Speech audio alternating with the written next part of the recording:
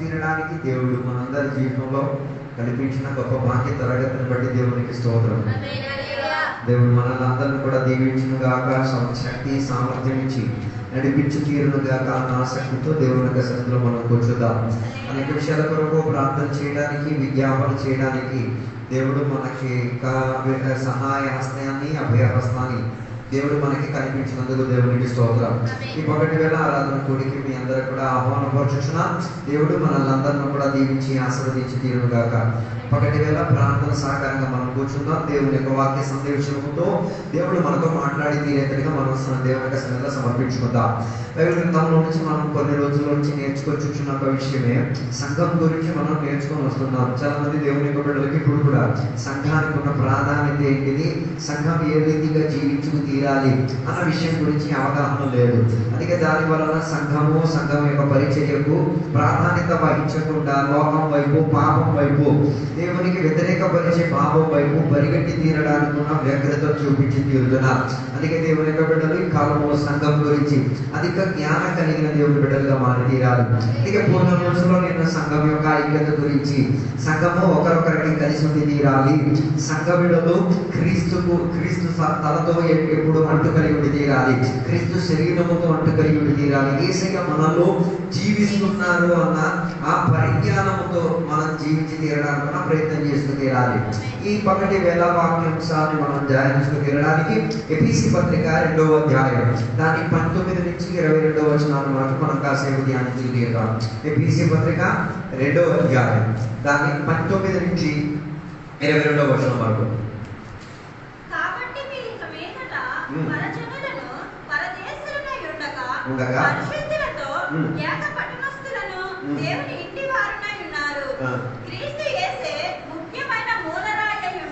ఉండగా ప్రవక్తలను వేసిన పునాది మీద మీరు కట్టబడి ఉన్నారు.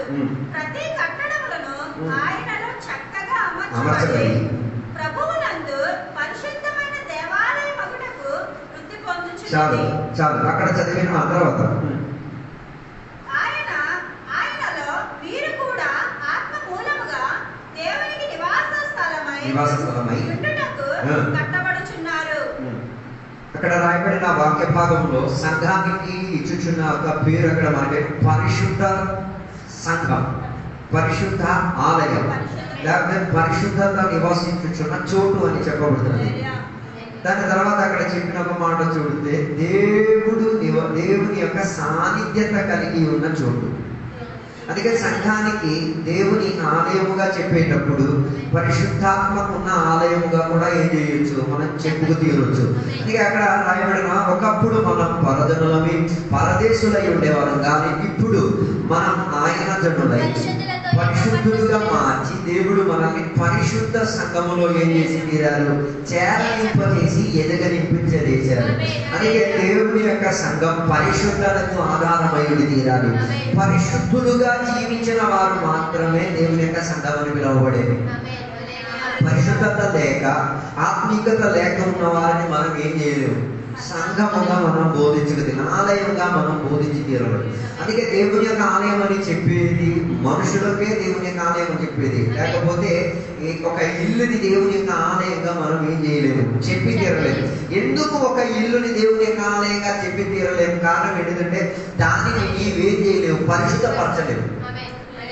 ఇప్పుడు కూడా చాలా మందికి నువ్వు ఎన్ని చీపురుతో తుడిచినా, నువ్వు ఎన్ని నీళ్ళేసి కడిగినా, నువ్వు ఎన్ని సబ్బు పోసుకొని దానిని శుభ్రం చేసుకున్నా ఆ పరివేశం ఏం కాదు, పరిశుద్ధతకు ఆధారమై తీరదు. కారణం ఏంటిది? మాలిన్యం ఉన్నది కాబట్టి. అలాగే తీరితే ఒక ఇల్లు కాదు, పరిశుద్ధత చెందిన మందిరంగా మారాల్సింది మనం పరిశుద్ధత చెందిన మందిరంగా మారి తీరాలి. మన లోపల దేవుని యొక్క పరిశుద్ధాత్మ ఏమై తీరాలి, నివాసము కలిగి ఉండేటట్టుగా ఉండి తీరాలి. అందుకే దేవుని యొక్క బిడ్డలు దేవుని యొక్క సంఘములో సభ్యులై ఉండి తీరడానికి, పరిశుద్ధులుగా జీవించి తీరడానికి ప్రయత్నం చేస్తూ తీరాలి. దేవుని యొక్క ఆలయానికి ఎప్పుడు దేవుని యొక్క స్వభావం చెందిన దేవుని ప్రజల నుండి తీరాలి. అందుకే అక్కడ దాన్ని 19వ వచనం చెప్తున్న మాట,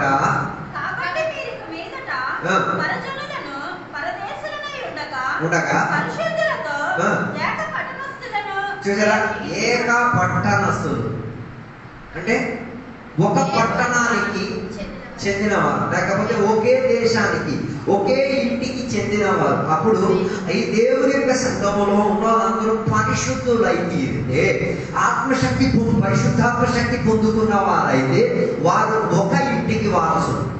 అప్పుడు అందరిలో యూనిఫామిటీ ఉండాలి, అందరూ ఒకే రీతిగా ఉండి తీరాలి. చాలా మంది సంఘానికి వస్తున్నారు, ఏకమతం లేదు. దాని అర్థం వాళ్ళ సంఘానికి కేవలం గెస్టే. దేవుడు ఆశించేది నువ్వు గెస్ట్ గా ఉండడానికి కాదు, ఏక పట్టణస్థుల ఇంటి తీరాలి. ఇంగ్లీష్ లో దానిని ఏమైంది, నాగరికత పొందిన వారు, దేవుని యొక్క పట్టణానికి నాగరికతను పొందుకున్న వారిగా మారి తీరాలి.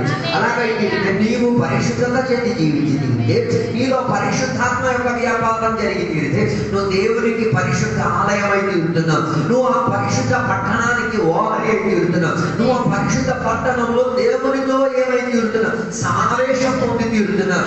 అందుకే దేవుడు నిన్ను సంఘముగా చేసి తీరింది.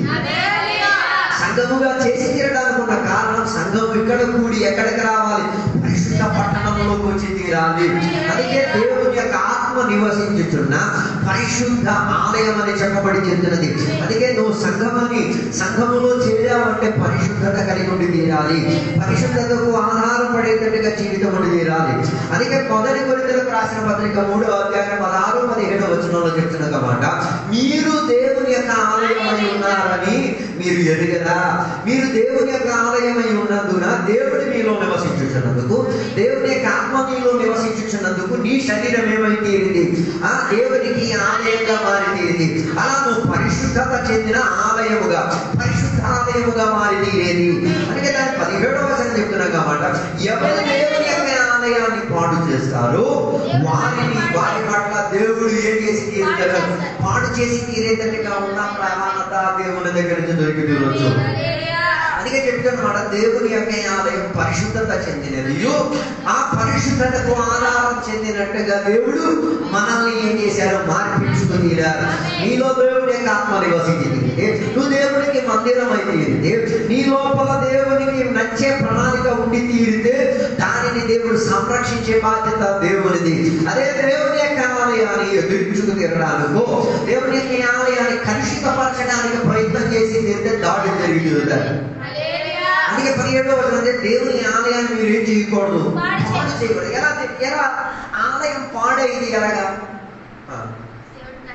దేవుని ఆలయం పాడై తీరడానికి ఉన్న ఒకే ఒక ప్రవణత, దేవుని యొక్క వాక్యానికి వ్యతిరేకత ఉన్న ఏదైనా ఉంటే పాటించుకో, నువ్వు దేవుని ఆలయాన్ని పాడు చేసేస్తున్నావు.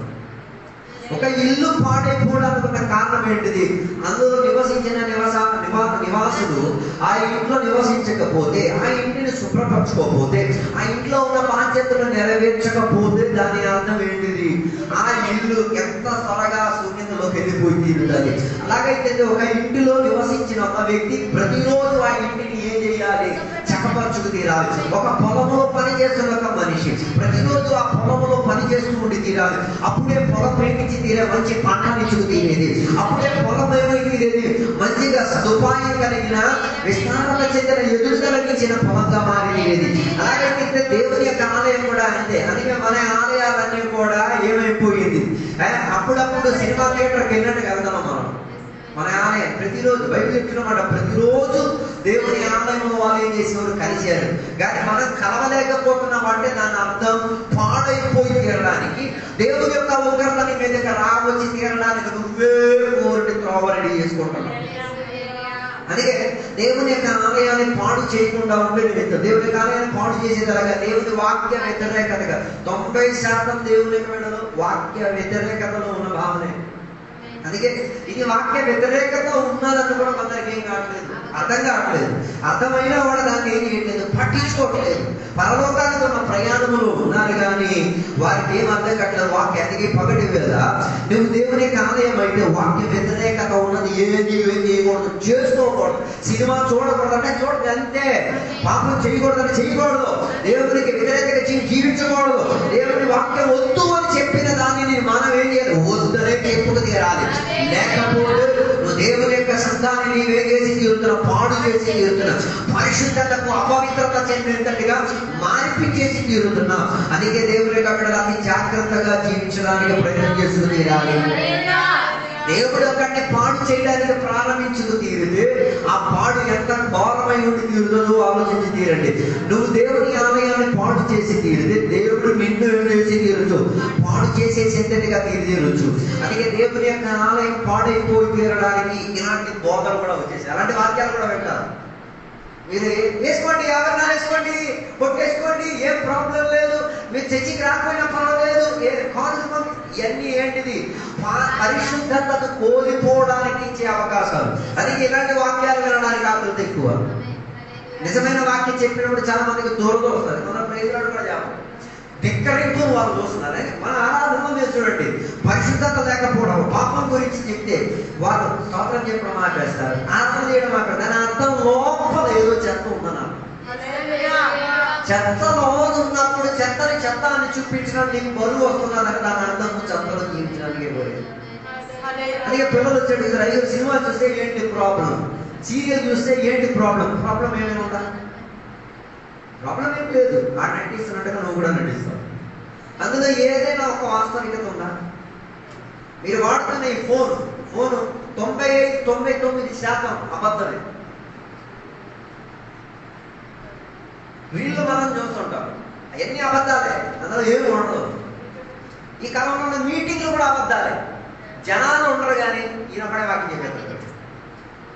తర్వాత దాన్ని ఏ రీతిగా చూపిస్తాడు, జనాలు ఉన్నట్టుగా నాతో లేరు అనుకుంటా. అప్పుడు అందులో ఏం లేదు, నిజాయితీ లేదు. అందుకే సినిమా చూడొద్దు అని చెప్పింది. సినిమాలకు ఉన్న ఇన్ఫ్లుయెన్స్ మనకి ఏం చేయకూడదు, రాకూడదు. ఆ సినిమాకున్న శక్తి ఎంత తీవ్రమైనది తెలుసా? అది మనుషులను ఏం చేసుకు తీరేది, వారి జీవిత స్వభావంలో దానికి ప్రభావం అధికంగా ఉన్నది. అందుకే ఎంటర్టైన్మెంట్ సిస్టంలో సాతాను బాగా పనిచేసి తీరేది. అందుకే దేవుని బిడ్డలకు ఇప్పుడు కూడా అర్థం కావట్లేదు దేని మూలంగా సాతాను ఇంట్లోకి రావచ్చు. టీవీ మాధ్యమంగా ఫోన్ ద్వారా ఇంటికి సాతాను రావచ్చు. ఫోన్ ద్వారా ఎవరు రావచ్చు? ఎందుకు బైబిల్ చెప్తున్న ఒక మాట, అంతరిక్షంలో వ్యాపారింపజేస్తున్న శక్తి ఏ శక్తి? సాతాన్య శక్తి. అప్పుడు ఇంటర్నెట్ నీ ఫోన్కి ఎలా వస్తుంది? మీ ఇంటికి డిష్ ద్వారా ఎలా సినిమా వస్తున్నది? అంతరిక్షంలో. అప్పుడు ఆ అంతరిక్షంలో తన ప్రభుత్వం ఉంది. అందుకే దానిని ఎడగొట్టుకు తీరడానికి ఏం చేయాలి? దానియేలు చేసినట్టుగా ప్రార్థనతో ఉపవాసంతో ఏం చేయాలి? దేవుని సన్నిధిలో పెరుగులాడడానికి తిండి తిని పందిలా పువ్వు ఎక్కడం కన్నా తిండి మానేసుకొని ఏం చేసుకుని అరగదేసేసుకో పువ్వుని సాతాన్య శక్తులను ఏం చేసుకుని ఎడగొట్టుకు తీరి తనకున్న ఆ సమావేశం దాటుకు తీరి దానియేలు చేసినట్టుగా ఆయన ప్రార్థన చేసిన మొదటి రోజే తన జవాబు చూసింది. కానీ ఆ జవాబు ఆయన దగ్గరికి అన్నతీరకుండా వాతావరణం పైన అధికారం చేసి ఉన్న ఆ అంధకార శక్తులను, ఆ పార్శ్య దేశ ప్రభువులను ఏం చేస్తున్నాడు? మిగతా 20 దినాలు వాటి పైన పోటీ పడి ఎరగొట్టుకున్నాడు. 21 రోజు దాని మీద ఒకే కసితో ఉన్నాడు. నా విడుదల నాకు దొరికి తీరాలి, నా కుటుంబం మీద కదా ఏమై తీరాలి, క్షేమకరంగా వచ్చి తీరాలి. దానికి నువ్వే చేయాలి, ఖరీదు ఇవ్వాలి, వెల ఇవ్వాలి. పరిశుద్ధంగా ఫ్రీగా వచ్చేది కాదు. దానికి ఏం చేయాలి? వెల చెల్లించుకు తీరాలి, సమయం గడపాలి. దానికి ఏం చేయాలి? మన జీవితాన్ని సమర్పించుకు తీరాలి. అలాగే తీరితేనే మనల్ని మనం ఏం చేసుకోగలిగి తీరేది, పరిశుద్ధపరచుకు తీరేది. అలాగైతేనే మనలను సంఘమని దేవుడు ఏం చేసుకోగలిగి తీరేది, పిలుచుకోగలిగి తీరేది. అందుకే కాలంలో దేవుని యొక్క బిడ్డలు ఏం చేసుకు తీరాలి? సంఘముగా మనం పిలిపింపబడి తీరడానికి, పరిశుద్ధత చెందేటట్టుగా జీవించడానికి ప్రయత్నం చేయాలి.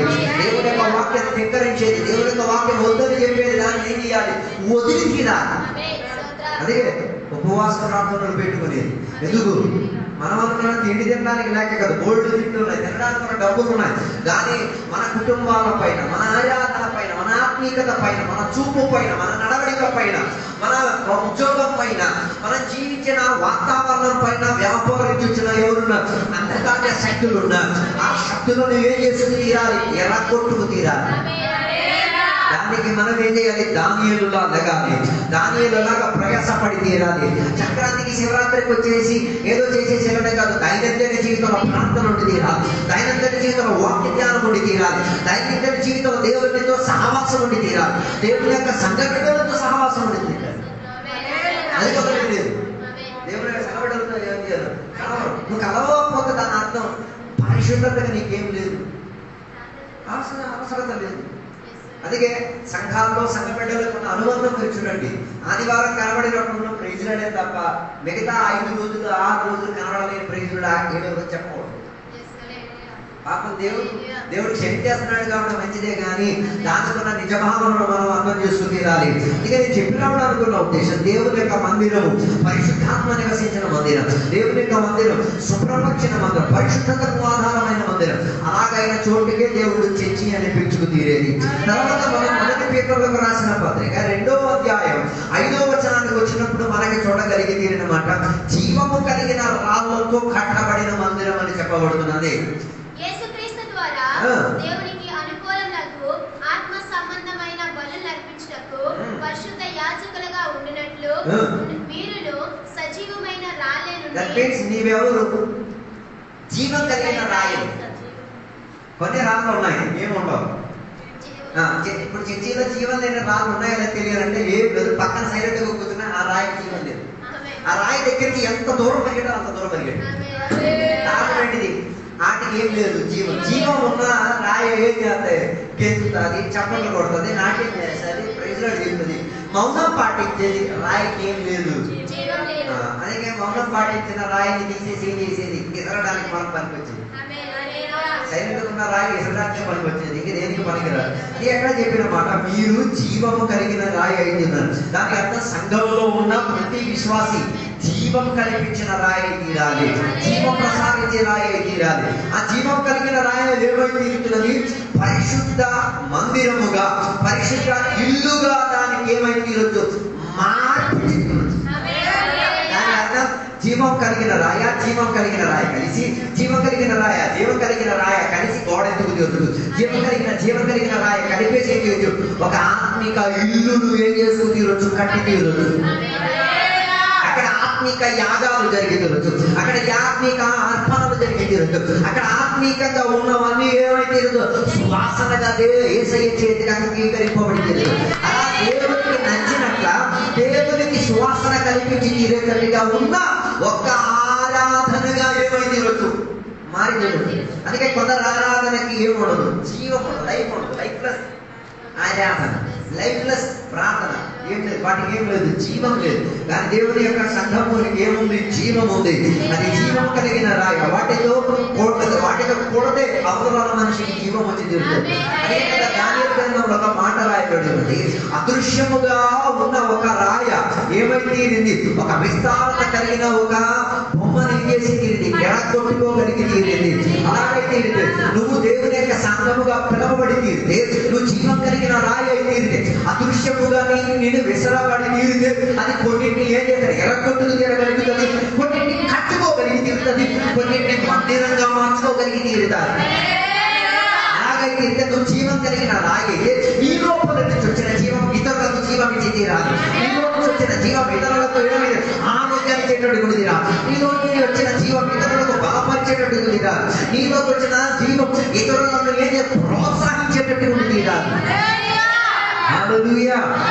అలాగే మనం జీవము కలిగిన రాయిగా దేవునికి మందిరంగా కట్టబడి తీరుతున్నాం. అలాగైతే మనం జీవము కలిగిన, అందుకే విగ్రహారాధన మనం చేయట్లేదు. క్రైస్తవులు విగ్రహారాధన హిందువులు చేస్తున్నారనేది నాకు విషయం కాదు. నాకు విషయం క్రైస్తవుల పట్ల ఉన్న విషయం.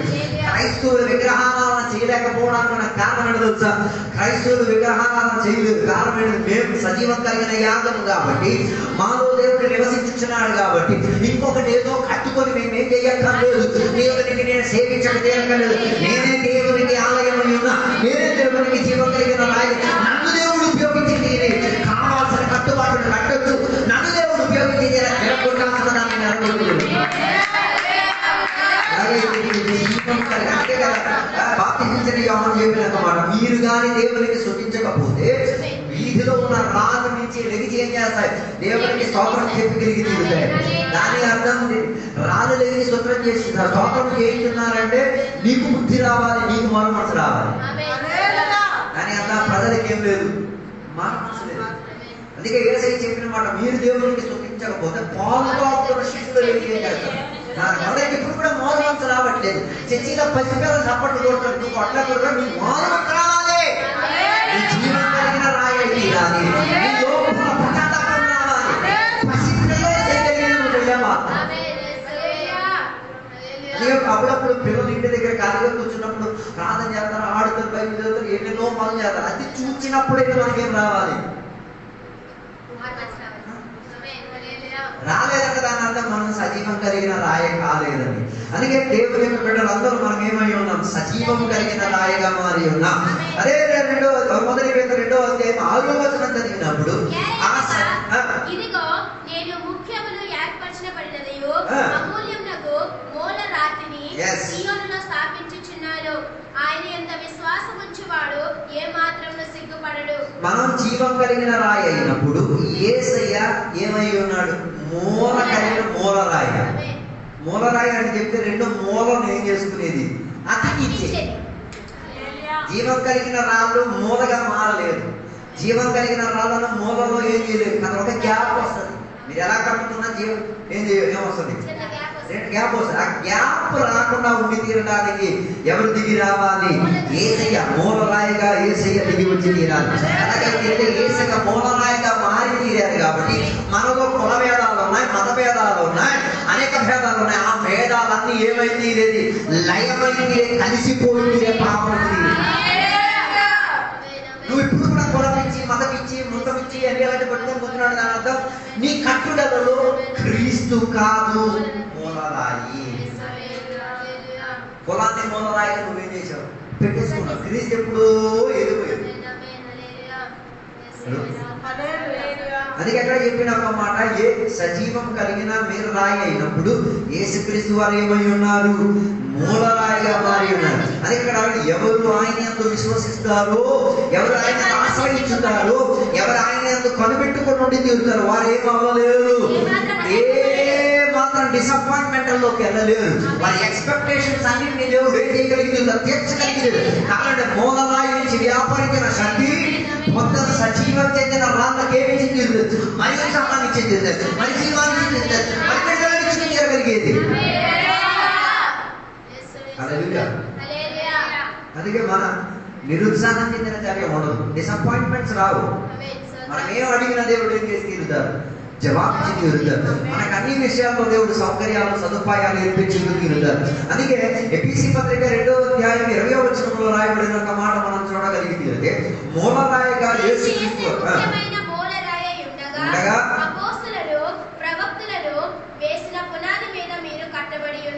దేని మీద కట్టారు? సజీవం కలిగిన రాళ్ళ మాత్రం కట్టబడడం కాదు, ఫౌండేషన్ దేనిని ఉపయోగించారు? అపోస్తలులను, ప్రవక్తలను ఉపయోగించుకుని దేవుడు ఏం చేసుకొని ఫౌండేషన్ కట్టుకొని వచ్చి తీరాలి. అలాగే తీరితే ప్రవక్తల సంఘంలో ఉండి తీరాలి, అపోస్తలుల సంఘంలో ఉండి తీరాలి. అపోస్తలులు చేసే పని ఏంటిది? వారి ద్వారా దేవుడు సూచక క్రియలు చేస్తారు, అద్భుతాలు చేస్తారు. ప్రవక్తల పని ఏంటిది? వారు ప్రవచనం చేసే ప్రజలకు ఏదైతే దేవునికి మనుషులకు ఏం చేసి తీరుతారు? కలిపే బాధ్యత. మనుషులకు దేవునికి కలిపే బాధ్యత. అలాగే తీరితే వాటి ద్వారా కట్టబడి ఉన్న ఇల్లు, ఆ చర్చి, ఆ మందిరం ఏమైంది? ఈరోజు పరిశుద్ధపరిచే విధానంగా ఉండి తీరచ్చు. కానీ అర్థం క్రీస్తు మూలరాయి మాత్రం ఉంటే సరిపోదు. క్రీస్తుతో ఉన్న అనిచారులతో నీకేముండి తీరాలి? సంబంధం ఉండి తీరాలి. అందరూ సంఘ కాపాడితే ఎప్పుడు సంబంధం పెట్టిన అవసరం వచ్చినప్పుడు మాత్రం సంఘ కాపాడితో సంబంధం, తర్వాత వాళ్ళకి ఏమి ఉండదు, సంబంధం ఉండదు. దానివల్ల నీకే నష్టం, ఏం కాదు. ఆయన కట్టుకోవాలని ఆయన కడతాడు, నువ్వు కట్టుకోలేదు, నువ్వేం చేసేది? నాశనం పరిస్థితి. అందుకే నేను చెప్పి రావడం అనుకున్నాను దేశం యేసయ్య మూలరాయిగా మారి తీరాలి. యేసయ్యకు జీవితం. అందుకే బైబిల్ చెప్తున్నమాట, అన్ని చోట్ల ఆయనకి ఏం చేయాలి? చోటించగలరు. అందుకే బైబిల్ వచ్చారన్నమాట, 2-3 నా నామమున ఎక్కడ కూడినా, అది ఫోన్ లో కూడినా వారి మధ్యలో దేవుడు ఏం చేసుకోగలిగి తీరుతాడు? నిలబడగలిగి తీరుతాడు. అందుకే ఆలోచించాడు, మీ ఫోన్ సంభాషణలో మూలరాయి ఉన్నాడా? నీ ఆత్మీక చర్యలో కాకుండా శారీరక చర్యలన్నింటిలో యేసయ్య మూలరాయిగా ఉన్నాడా లేదా ఏదైనా పరిశీలించండి. ఒకవేళ లేకపోతే నువ్వు దేవునికి మందిరం కాదు. చాలా మంది దేవునికి మందిరం అని చెప్తున్నారు, కానీ అన్ని విషయంలో ఏం లేదు, దేవునికి చోటు లేదు. దేవుడు దాని వారికి మూలరాయి. నీ వైవాహిక జీవితంలో యేసయ్య మూలరాయిగా మారాలి. నీ కుటుంబ జీవితంలో యేసయ్య మూలరాయిగా మారాలి. నీ ఆస్తి విషయంలో యేసయ్య మూలరాయిగా మారాలి. నీ పిల్లల విషయంలో యేసయ్య మూలరాయిగా మారాలి. నీ జీవితంలో ఏ విషయం ఉన్నా, మంచైనా ఏ విషయమైనా వాటిలో యేసయ్యను ఏం చేయగలిగితే అది మూలరాయి. అదే కదా యేసయ్యకి శిష్యుడిగా ఉన్న నికోదేము చేసిన ఒక మాట. తన జీవితంలో యేసయ్య మూలరాయిగా ఉండగా ధర్మశాస్త్రం మూలరాయిగా ఉండేది. ఆయనకున్న పదవి, యోగ్యత, అర్హత అన్ని మూలరాయిగా ఉండేది. కానీ ఒక రాత్రి వేళ తనకున్న ఒక జ్ఞానోదయం వచ్చింది. యేసయ్య దగ్గరికి వెళ్ళి నేనేం చేసుకుంటా, నా మూలరాయిని కాస్త పరిశోధనలోకి తీర్చిదిద్దా. అందుకే యేసయ్య దగ్గరికి వచ్చి అర్ధరాత్రి వేళ వచ్చి యేసయ్యతో మాట్లాడడానికి ఏం చేసుకున్నాడు, సమయాన్ని ఏర్పరచుకున్నాడు. సమయాన్ని ఏర్పరచుకుని ఏకాంతతో యేసయ్యతో సంభాషించి మాట్లాడుకుని తన లోపల ఏం చేస్తున్నాడు, మూలరాయి క్రీస్తుని తెచ్చుకు తీరాడు. అందుకే యేసయ్య ఆయనకి మరలా జన్మించుకు తీరాలి, కొత్తగా జన్మించుకు తీరాలా అన్న విషయాలన్నీ చెప్పేటప్పుడు ఆయన జన్మ గురించి ఆయనకి ఏం కాలేదు, అర్థం కాలేదు. కానీ తర్వాత ఆయనకి అర్థమైతే నాకేం కావాలి, మూలరాయితో కలిసి ఉన్న జన్మం కావాలి. అందుకే ఆయన యేసయ్యతో ఆ రాత్రి నిబంధన చేసుకొని ఏం చేసుకుని కొత్తగా జన్మించుకొని వెళ్ళి తీరగలిగాడు. అలా కొత్తగా జన్మించి యథార్థగా జన్మించిన వాడు యేసయ్య మరణకాల కాల తరగతిలో ఆయన దేవునిగా పనికొచ్చిన పాత్రగా మారిపోయాడు. అందరికి ఇప్పుడు కూడా తెలియదు ఎందుకు దేవుడు నిన్ను జీవం కలిగిన రాయిగా మార్చింది. జీవం కలిగిన రాయిగా మార్చింది దేనికి అంటే కొన్ని చర్యలో యేసయ్యను పనికి రావాలి. కొన్ని చర్యలో యేసయ్యను విడిపించుకోగలడానికి నువ్వే లెక్కాలి. శిష్యులు 3 మంది ఉన్నారు, దాని వాళ్ళు ఏం చేతకారణాలు అయిపోయారు. ఈయన చేతైనోడు అయ్యారు. ఎవరు? నికోదేము లగడం, యోసేపును బలపరచడం, ఆ అరవత్యాలో ఉన్న యోసేపు ఇరువురు కలిసి చనిపోయిన యేసయ్య సమాధిని ఏం చేసుకుని తీరారు. అధికారానికి వ్యతిరేకంగా ఉన్న చట్టాలను వీరేం చేస్తున్నారు, ఆ చట్టం దేవుని యొక్క వాక్యము. మా పునాది యేసుక్రీస్తు పైన కట్టబడి ఉన్నది. మా పునాది యేసయ్య చెప్పిన అపోస్తలుడు, యేసయ్య చెప్పిన ప్రాంతం మీద కట్టబడిన అలాగే తీర్చే మాకు ప్రభుత్వం వ్యతిరేకంగా ఉన్న పర్వాలేదు.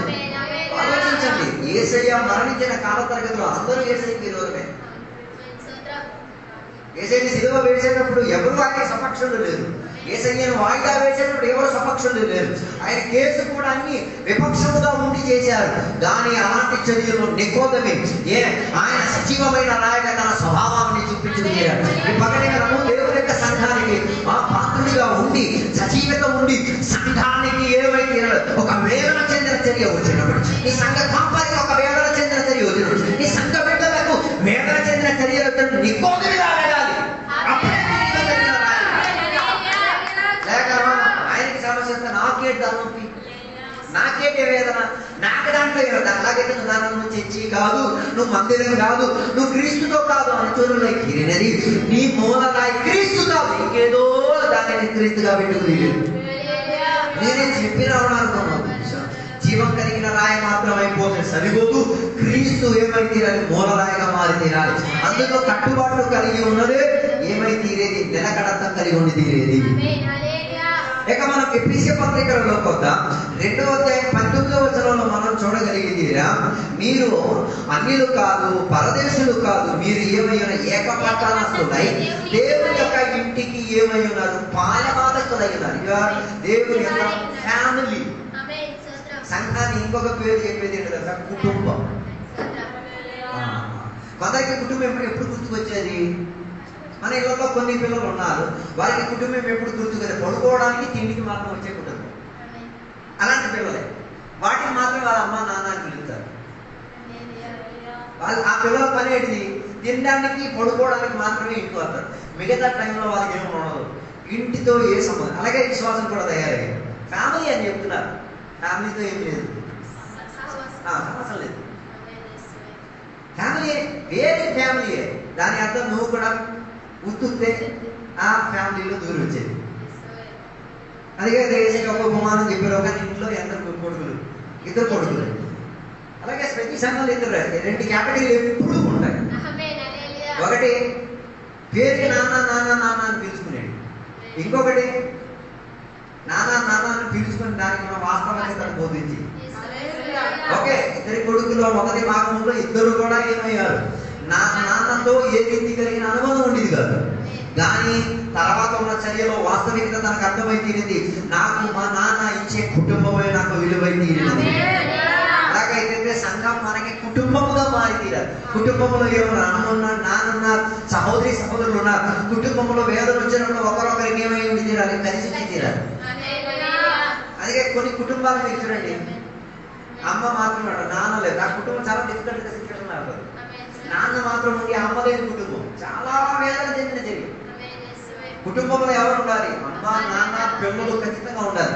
మనవాళ్ళు, మనవరాళ్ళు, నా తాతలు, ముత్తాతలు అందరూ అప్పుడు దాన్ని నేను చేసేది కుటుంబంగా బోధించేది. కుటుంబంలో సంఘములో నువ్వు కుటుంబం అని చెప్తే నీకు సంఘములో మనవరులు ఉండాలి, మనవడులు ఉండాలి, సహోదరులు ఉండాలి, సహోదరులు ఉండాలి, పిల్లలు ఉండాలి. వాళ్ళకి ఇదేమో ఉండదు. ఆర్ఫన్స్, అనాథ, అయ్యా అమ్మ ఉండదు కొందరికి. దానికి తగ్గట్టు కూడా పాటలు కూడా ఉన్నాయి. ఎవరు లేక ఒంటరి అందరికీ దూరమై నువ్వే చేసుకున్నావు, మేమేం చేసుకోలేదు. అందుకే ఎఫెసీ పత్రిక చెప్తున్నా, మన దేవుని యొక్క ఇంటిలో మీరేమై ఉన్నారు, కానివారు అంటే దాన్ని ఫ్యామిలీ అని మనం చెప్పుకోవచ్చు. ఈ పక్కనే కదా తెలుసుకో, నిజంగా నువ్వు సంఘానికి ఫ్యామిలీ అయినా అది చెప్పమని చెప్పలేదు. ఫ్యామిలీ అయితే మన ఫ్యామిలీ ఏంటి, అలాగా ఏదైనా ప్రోగ్రామ్ వస్తే ఫ్యామిలీ, ఆదివారం వస్తే ఫ్యామిలీ, తర్వాత ఏం కాదు ఫ్యామిలీనే వచ్చినాయి.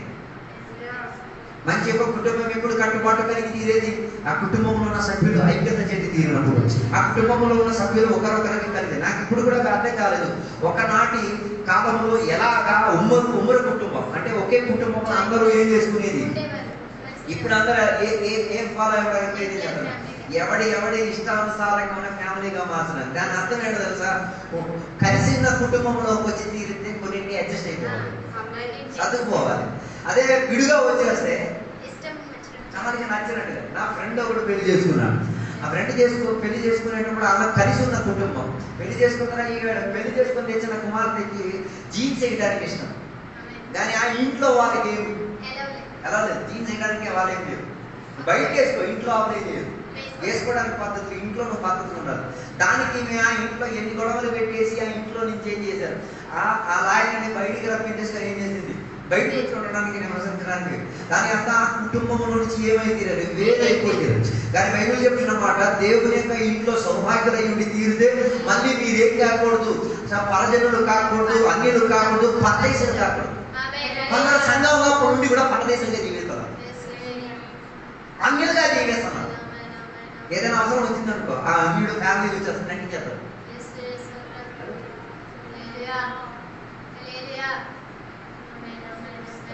అందుకే దేవుని యొక్క ఇంట్లో సౌభాగ్యులై ఉండేది ఒక ఫ్యామిలీగా ఉండి తీరారు, ఒకే ఐక్యతతో ఉండితారు. ఎందుకు ఒక ఫ్యామిలీ? ఒకే నాన్న మనకేం చేశాడు, విడిపించుకు తీరాడు. ఒకే కొడుకు మనకొక ప్రాణం ఇచ్చి తీరాడు.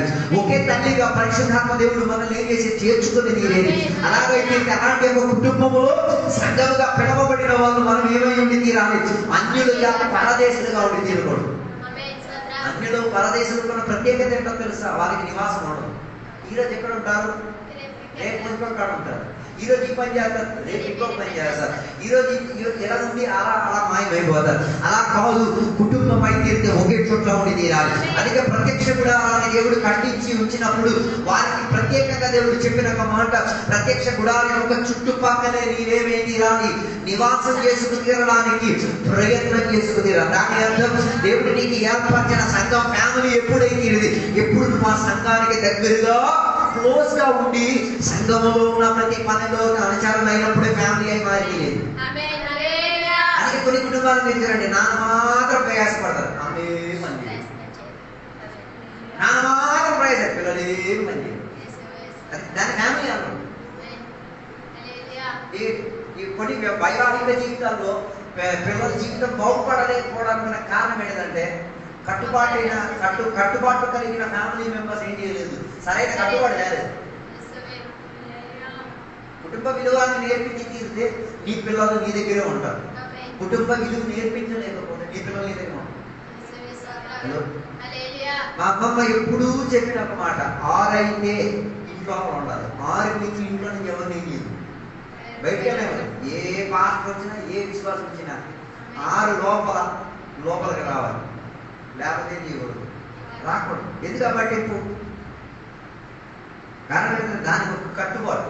6 తర్వాత ఉన్నది ఏం కాకూడదు, మనకు అనుకూలం చెప్తుంది. దానివల్ల నీ ఇల్లు బాగుంటుంది, కుటుంబంలో ఐక్యత వస్తుంది. అందుకే కొన్ని ఇళ్లలో 6 అయితే చాలు, ఎవడాడు కలిగేది వాళ్ళు, ఎవడాడు రూమ్. ఈ మధ్య నేను ఎవరితో ఇంటర్వ్యూ విన్నప్పుడు ఇలా విన్నాను.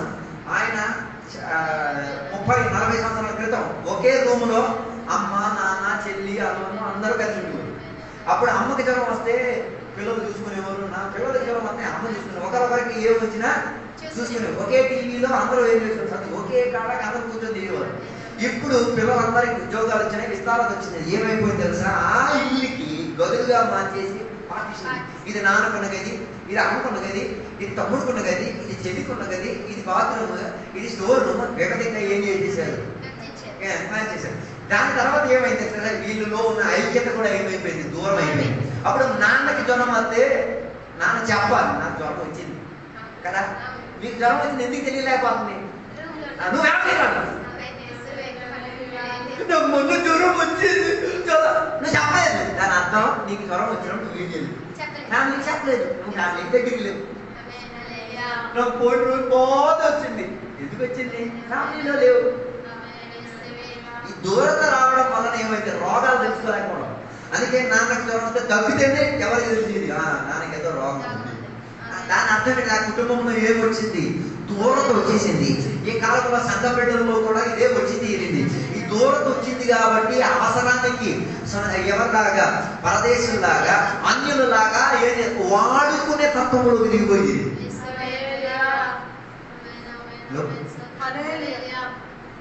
ఏం లేదు, ఫ్యామిలీ కాదు. మరి మీరు ఫ్యామిలీ ఎలా నేర్చుకున్నారు నాకు తెలియదు. ఫ్యామిలీ అయితే దుఃఖంలో, కష్టంలో, వేదనలో, మంచితనంలో అన్నింటిలో ఏమైంది, ఒకే ఐక్యతలో ఉండి తీరాలి, ఒకే రీతిగా కలిసి ఉండి తీరాలి. అలా ఉన్నదానినే సంఘం అని పిలవగలిగి తీరేది. అందుకే అపోస్తల కార్యంలో ఉన్న సంఘాలను మనం చూడగలిగితే వారు అన్ని విషయంలో ఏకముగా ఉండి తీరారు. వారి మధ్యలో ఒక గొడవ వచ్చింది, ఆహారం ఇచ్చుకునే విషయంలో ఏమొచ్చింది, ఒక గొడవ వచ్చింది. వాటిని పరిహరించుకు తీరడానికి వారే ఏం చేసుకున్నారు, కలుసుకుని తీరారు. అందుకే నేను చెప్పడానికి ఉన్నమాట, నీవు అసలు ఫ్యామిలీ అయినా, సంఘానికి నువ్వు ఫ్యామిలీ అయినా, నువ్వు కానీ ఫ్యామిలీలో కరెక్ట్ గా నిలబడలేకపోతే నీ పిల్లలు ఆ శాపానికి భయపడేస్తారు.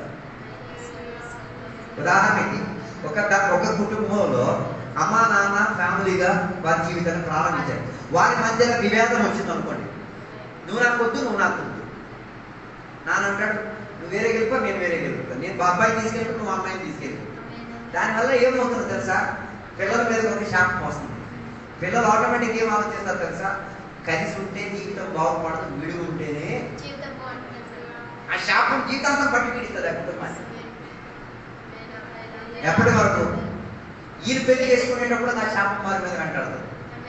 అందుకే డివోర్స్ అన్న ప్రక్రియ చాలా ఇళ్లలోకి రావడానికి ఉన్న కారణం. కలిసి ఉండే తత్వం కుటుంబం నేర్చుకోవాలంటే ముసలి దగ్గరికి వెళ్ళి కూర్చోండి, నేర్పిస్తారు కుటుంబం అంటే ఏంటిదో. వాళ్ళు కొన్ని పట్టింపులు చెప్తారు. 7 కల్లా తినేయాలి, పొద్దున 5 కల్లా లెగిసేయాలి. 5వ పట్టింపులు చెప్పేది కుటుంబం కాబట్టి. కుటుంబంలో కాకపోతే నువ్వు ఎప్పుడు పడుకుంటే ఏంటి, నువ్వు ఎప్పుడు లెగిస్తే ఏంటి. అందుకే అందరికీ హోటల్లో ఉండడానికి ఇష్టం, ఇంట్లో ఉండడం కన్నా హోటల్లో ఉండడం, ఇంటి తిండి కన్నా హోటల్ తిండి ఎక్కువ ఇష్టం. అది ఏ విషం కలిపేసి ఇచ్చినా తినేస్తారు. ఎవరు ఇంట్లో తయారయ్యి ప్రయాసపడి చేసింది ఎవరికి ఇష్టం లేదు. అందుకే ప్రతి యుగంలో ఏం చూసామాట, ఆదివారం అయితే బయట తిండి, 6 రోజులు ఇంటి తిండి, 7వ రోజు బయట తిండి. ఇంకేదో 7 రోజులు కూడా బయట తిండి అయిపోయింది. దాన్ని మనం ఫ్యామిలీ అనలేదు. ఫ్యామిలీ అన్నప్పుడు అన్నింటిలో మనం ఏం చేయగలిగి తీరాలి, సర్దుకు తినగలిగి తీరాలి, అన్నింటిలో కలిసి తీరాలి. అందుకే దేవుని బిడ్డలు ఒక ఫ్యామిలీగా, సంఘముగా మారాలి. సంఘం ఎప్పుడు ఫ్యామిలీగా ఉండి తీరేది. ఒకరి వేదనలో ఒకరు కలిసి ఉండి తీరాలి, ఒకరి కష్టంలో ఒకరు కలిసి ఉండి తీరాలి, ఒకరొకరికి ఏమై పనికొచ్చే వారిగా మారి తీరాలి. అయితే మన పిల్లలకు మంచి ఒక ఫ్యామిలీని చూపించుకు తీరవచ్చు. బైబిల్లో చాలా మంది మంచి ఫ్యామిలీల గురించి రాయబడి, అబ్రహాము సారా ఫ్యామిలీ చాలా మంచి ఒక ఫ్యామిలీ. అదే రీతిగా యాకోబు రాహేలు ఒక ఫ్యామిలీ, మంచి ఒక ఫ్యామిలీగా మనం ఎంచుకోవచ్చు. ఓకే, వేరే పిల్లలు కూడా ఉన్నారు కాదండి, కానీ వారికి ఎంతో మంచి ఫ్యామిలీ. అదే రీతిగా ఇంకొక ఫ్యామిలీని మనం చూడవచ్చు, అనన్య సఫీరా ఉన్న ఫ్యామిలీ. ఆ ఫ్యామిలీ పరిస్థితి వారికి పిల్లలు పుట్టలేదు, మంచిది, పుట్టుంటే ఎంత గౌరవం అయిపోయింది. అనన్య సఫీరాలకు పిల్లలు ఉంటే పరిస్థితి ఏమయ్యాను. నా అమ్మ నామే పరిశుద్ధాత్మకి వ్యతిరేకంగా అబద్ధం చెప్పిన వాళ్ళకి పిల్లలు దానికన్నా మౌరబద్ధం చెప్పిన వాళ్ళకి దేవునికి స్వప్నం వారికి సంతానం ఇవ్వలేదు. కారణం ఏంటిది? దేవుని యొక్క ఫ్యామిలీని పాడు చేయడానికి ప్రయత్నం చేశారు కాబట్టి వారి పరిస్థితి ఏమైపోయింది, నాశనానికి దగ్గర. అలా బైబిల్లో చాలా ఫ్యామిలీల గురించి ఉన్నాయి. మీరు ఇంటికి వెళ్ళి ఆ ఫ్యామిలీల గురించి బాగా చదవండి. ఇంకొక మంచి ఫ్యామిలీ గురించి మనం చూడండి, రూతు బోయస్ ఫ్యామిలీని మీరు చూడండి. ఆ ఫ్యామిలీకి వచ్చి తీరడానికి యోగ్యత ఎన్నిక లేదు, కానీ ఆ ఫ్యామిలీలో ఆమె ఏం చేసుకుని చేర్చుకుని ప్రభావాచారానికి తీరాలి. ఓకే, కానీ పాత జీవితం మంచి జీవితం కాదు, పాత జీవితం పాప జీవితం, రోత జీవితం. కానీ తర్వాత ఆమెకి దొరికిన జీవితాన్ని మంచి కుటుంబంగా ఏర్పరచుకునేది. ఆమెకి ఏం అవసరం? అత్తగారితో ఏకమతమై తీరడానికి. అత్తగారితో ఒక ఒప్పందం చేసుకుని, నీ దేవుడు నా దేవుడు, నీ ప్రజలు నా ప్రజలు, నీ ఇల్లు నా ఇల్లు, నువ్వు మరణించే కాడ నేను మరణిస్తాను, నీవు నివసించే కాడ నేను. ఒక అన్య జనురాలు, ఒక అన్య కుటుంబానికి చెందిన పిల్ల ఈ కుటుంబం లోపలికి రావడానికి ఏం చేసింది? ప్రయత్న పడి తీరింది. దానివల్ల నాకు జీవిత చర్య మారి తీరింది. దాని అర్థం మనకిచ్చిన పెద్దలు లేకపోతే పెద్దరికం వహించిన వారితో ఎదిరించడం కాదు, వారికి మనం లోబడి తీరాలి. మన అత్తమామలకు మనం లోబడి తీరాలి, మన పితృలకు మనం లోబడి తీరాలి, మన పూర్వీకులకు మనం లోబడి తీరాలి. అలా లోబడడం వలన మనకి కుటుంబ విలువలు వాళ్ళు నేర్పిస్తారు. అందుకనే దేవుని యొక్క బిడ్డలు సంఘం ఒక కుటుంబముగా మారి తీరాలి. తర్వాత బైబిల్ చెప్తున్న ఒక మాట, యెషయా గ్రంథం 63వ అధ్యాయం 16వ వచనం చదివినప్పుడు మనందరికీ ఉన్న ఒకే ఒక తండ్రి, నీవే. అబ్రహాము మమ్మను ఎరగకపోయినను, ఇశ్రాయేలు మమ్మను అంగీకరింపకపోయినను, యెహోవా నీవే మా తండ్రివి. దేవుడు మనకి మనందరికీ ఒకటే తండ్రి, వన్ ఫాదర్, ఒక తండ్రి. మన ఈ సంఘములో మన సంఘ కాపరి మనందరికీ ఆత్మీయ తండ్రి. ఈ కాలంలో విశ్వాసం అందరినీ తండ్రి చేయగలరు, అందరికీ. ఈయన అయ్యగారు, నేను అయ్యగారు, నేను ఎవరు రక్షణలోకి తీసుకొచ్చారు, నేను ఎవరు బాప్తిసం నేర్పించారు, నేను ఎవరు వాక్యం బోధించి నేర్పిస్తాను, ఆయన నీకేమై ఉన్నారు. అలాగే తండ్రి మాటకు మనం ఏమై తీరాలి? పాస్టర్ గారు ఒక మాట అంటే దానికి నువ్వేం చేయాలి? అప్పుడే నువ్వు ఆయన తండ్రి. అర్థం కాలేదు. పాస్టర్ గారు చెప్తారు ఈ పని చెయ్యొద్దు, మరి చేత నువ్వు ఆయన తండ్రికి కావు. నీకు ఇంకో దొంగ తండ్రి ఉన్నాడు. అలా కాలేదు. మనందరికీ ఒకటే తండ్రి. ఇశ్రాయేలీయులకు పోయినను దాని అర్థం అందరూ మనల్ని అంగీకరిస్తారన్నది లేదు. మన తండ్రిని అంగీకరించిన అందరూ మనల్ని తండ్రి చెప్పినట్టుగా అంగీకరిస్తే అందరూ మనల్ని వదిలేస్తారు. నిజం, అది వాస్తవం. పాస్టర్ గారి కింద ఒక డమ్మీ లాగా ఉంచారు సంఘాలు. ఎందుకు? వారి ఇష్టాలు నెరవేర్చుకోవడానికి. మాస్టర్ గారు ఒక విషయం చెప్పారు, అమ్మా ఈ పెళ్లి చేసుకో, చెయ్యలేకపోతే ఆయన నీ ఆత్మిక తండ్రి కాడు, నువ్వు ఆయనకి కూతురు కొడుకు కావు.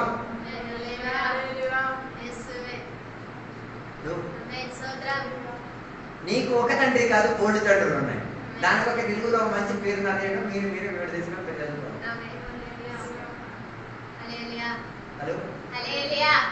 పేరుకే దేవుడు ఒక్కడే. ఆయన మనకి ఏమై ఉన్నాడు? తండ్రి అయి ఉంటే. అందుకే మన ప్రాంతాన్ని నేర్పిన మా పరలోకమందున మా తండ్రి, మా పరలోకంలో మా తండ్రి. అందుకే ఆయన దేశీయ ఉదాహరణ చెప్పాడు, మీరు మీ పిల్లలకు మంచి ఈవులను ఇచ్చినప్పుడు పరలోకంలో ఉన్న తండ్రి ఎంత మంచి నీతి కలిగిన ఈవులను ఇవ్వలేరు. మంచి ఉపమానాలు చెప్పారు. ఏ నాన్న కూడా తన పిల్లలకి ఏమి ఇచ్చి తీరారు, నాశనమైన ఇచ్చి కూడా తీరడానికి ప్రయత్నం చేయలేదు. ఇచ్చేటప్పుడు ఉన్నారులే, ఎందుకు మోసం చేసే పిల్లలు అంటే మరి ఇచ్చే తండ్రి అలాగే ఉండాలి. మీరు రాయి అడిగితే ఆయన ఇంకేమడు తినండి, కొందరు అడిగేది అలాగే. వాళ్ళకి నాన్నలు ఏం చేస్తున్నారు? రాయి గుడ్డి బాసిన చోట మోసం ఎత్తున్నారు. ఎందుకు యాటిట్యూడ్ అలాంటిది కావచ్చు. అందుకే నేను చెప్పి రావాలనుకున్నాను, ఒక కుటుంబం అయితే ఎవరు దేవుడు మనకి తండ్రి అయి ఉన్నారు, సంఘ కాపులు మనకి తండ్రి అయి ఉన్నారు. అందుకే నేర్చుకోవాలి, తండ్రికి లోబడి తీరే పిల్లలు దీవింపబడగలిగిన దేవుడు. బైబిల్ చెప్తున్నా కాబట్టి అమ్మా నాన్నకి ఏమేమి తీరాలి, పిల్లలు లోబడి తీరాలి. అమ్మా నాన్నకి చెప్పిన మాటలతో ఏం చేయాలి, లోబడాలి. నేను ఆత్మీయతలో నడిపించుకొచ్చిన ఆత్మీక నాయకులకు మనం ఏం చేయాలి, లోబడాలి. అలా లోబడుట వలన ఏక తండ్రికి ఉన్న లక్షణాలు మనం చూపించి లేకపోతే మనం ఏకతండ్రికి ఉన్న లక్షణాలు చూపించుకు తీరలేదు. తర్వాత యెషయా గ్రంథం 9వ అధ్యాయం 6వ వచనం చూడగలిగితే యుగాను యుగము కొరకున్న తండ్రి అని చెప్పే ఒక మాట అక్కడ చెప్పబడుతుంది. 9వ అధ్యాయం 6వ వచనం.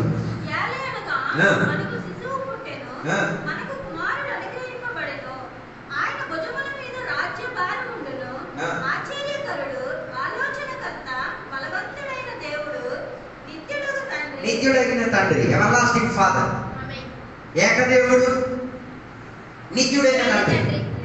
నిత్యుడైన తండ్రి అంటే ఎల్లప్పటికీ కూడా ఆయనే ఏమై ఉన్నాడు, తండ్రిగా ఉన్నాడు. దాని అర్థం దేవుడు మనకి యుగాను యుగం వరకు ఏమై ఉన్నారు, తండ్రిగా అయి ఉన్నారు. మనం దానిని తండ్రిగా అంగీకరించుకు తీరాలి. అలాగే తీరితే దేవుని యొక్క ఏక తండ్రి లక్షణాన్ని మనం కూడా అలవాటు చేసుకు తీరాలి. మనం కూడా అనేకులకు తండ్రిగా మారి తీరాలి. మన ద్వారా కూడా అనేకులు ఏమై తీరాలి, జన్మ పొందుకు తీరాలి. తండ్రిగా ఉంటే మాత్రం సరిపోదు. తండ్రికి ఏమి ఉండాలి, సంతానాలు ఉండాలి. సంతానాలు రెండు రీతిగా సంపాదించవచ్చు. ఒకటి సొంతంగా సంతానం పొందుకోవచ్చు, లేదు సంతాన భాగ్యం లేకపోతే ఏం చేసుకోవచ్చు, మనిషిని ఏం చేస్తుంది, దత్తత తీసుకోవచ్చు. కొన్ని విశ్వాసాలు కొందరు దత్తత తీసుకున్నారు, కొన్ని విశ్వాసాలు దత్తత తీసుకున్నారు. అమ్మా నేను చెప్పినట్టు నువ్వు ఉండాలా, దత్తత తీసుకున్నాను. కొన్ని సంఘాలకి కొన్ని విశ్వాసాలు దత్తకే, వాళ్ళని టెంపరీ యూస్కే ఉంచారు. కీబోర్డ్ వాయించడానికి, అందించుకోవడానికి టెంపరీ ఉంచారు. తర్వాత ఇదేమి చేశారు, పని ఏంటంటే పారిపోతారు. కారణం ఏంటి, తండ్రితో ఏం లేదు, అనుమతి లేదు. ఇద్దరు తండ్రులకు వచ్చే కాలం మనకు తెలుసు. ఇద్దరు పిల్లల గురించి, ఒక తండ్రికి ఇద్దరు పిల్లలు. ఎందుకు వారు నాన్న దగ్గర నుంచి దూరం అయ్యారు, ఎందుకు వారు నాన్న దగ్గర నుంచి దూరం అయ్యారు? నాన్న దగ్గర నుంచి దూరం అవడానికి కారణం ఏంటిది? అనుమతి లేకపోవడం. నాన్నతో ఏం వాళ్ళకి లేదు. వాళ్ళ నాన్నకి నాన్నని పిలిచింది దేనికి, ఆస్తి కోసం. మీ పిల్లలు మిమ్మల్ని నాన్న అని ఎందుకు, అమ్మ అని ఎందుకు పిలుస్తారు, మీరే విభజించండి. అది అర్థం చేస్తాడు నీ పిల్లల వల్ల, నీకు అర్థమవుతుంది. హలో, అది అర్థం చేయలేకపోతే నీ ముసలితనం నీకు అలా అర్థం చేయిస్తారు. మరి నేను శాపం అంటున్నాను అని నేనే అనుకోలేదు. మీ కుటుంబ విషయం మీరే చూసుకోవాలి. కొన్ని కుటుంబాలు ఎందుకు అమ్మా నాన్నలను ఇంట్లో తోలేస్తున్నారు, కారణం ఇది అని అట్లాంటి సంబంధం చూపించారు కాబట్టి. అందుకే కదా ఈ కాలంలో ఏమి ఎక్కువ పెరిగిపోయినాయి, అనాథ శరణాలు ఎక్కువ పెరిగిపోయినాయి. అమ్మా నాన్నలను తీసుకెళ్లే కేంద్రాలు ఎక్కువ అయిపోయినాయి. అనాథ శరణం కాదు, కొన్ని ఇళ్లలో అమ్మా నాన్నలు అనాథలే, పిల్లలు ఎక్కడికి వెళ్ళిపోయారు, ఉద్యోగాలకు అని చెప్పి విదేశాలకు వెళ్ళిపోయారు. అట్లాంటి వాడికి ఏం ప్రార్థన చేయాలని నాకు అర్థం కాదు.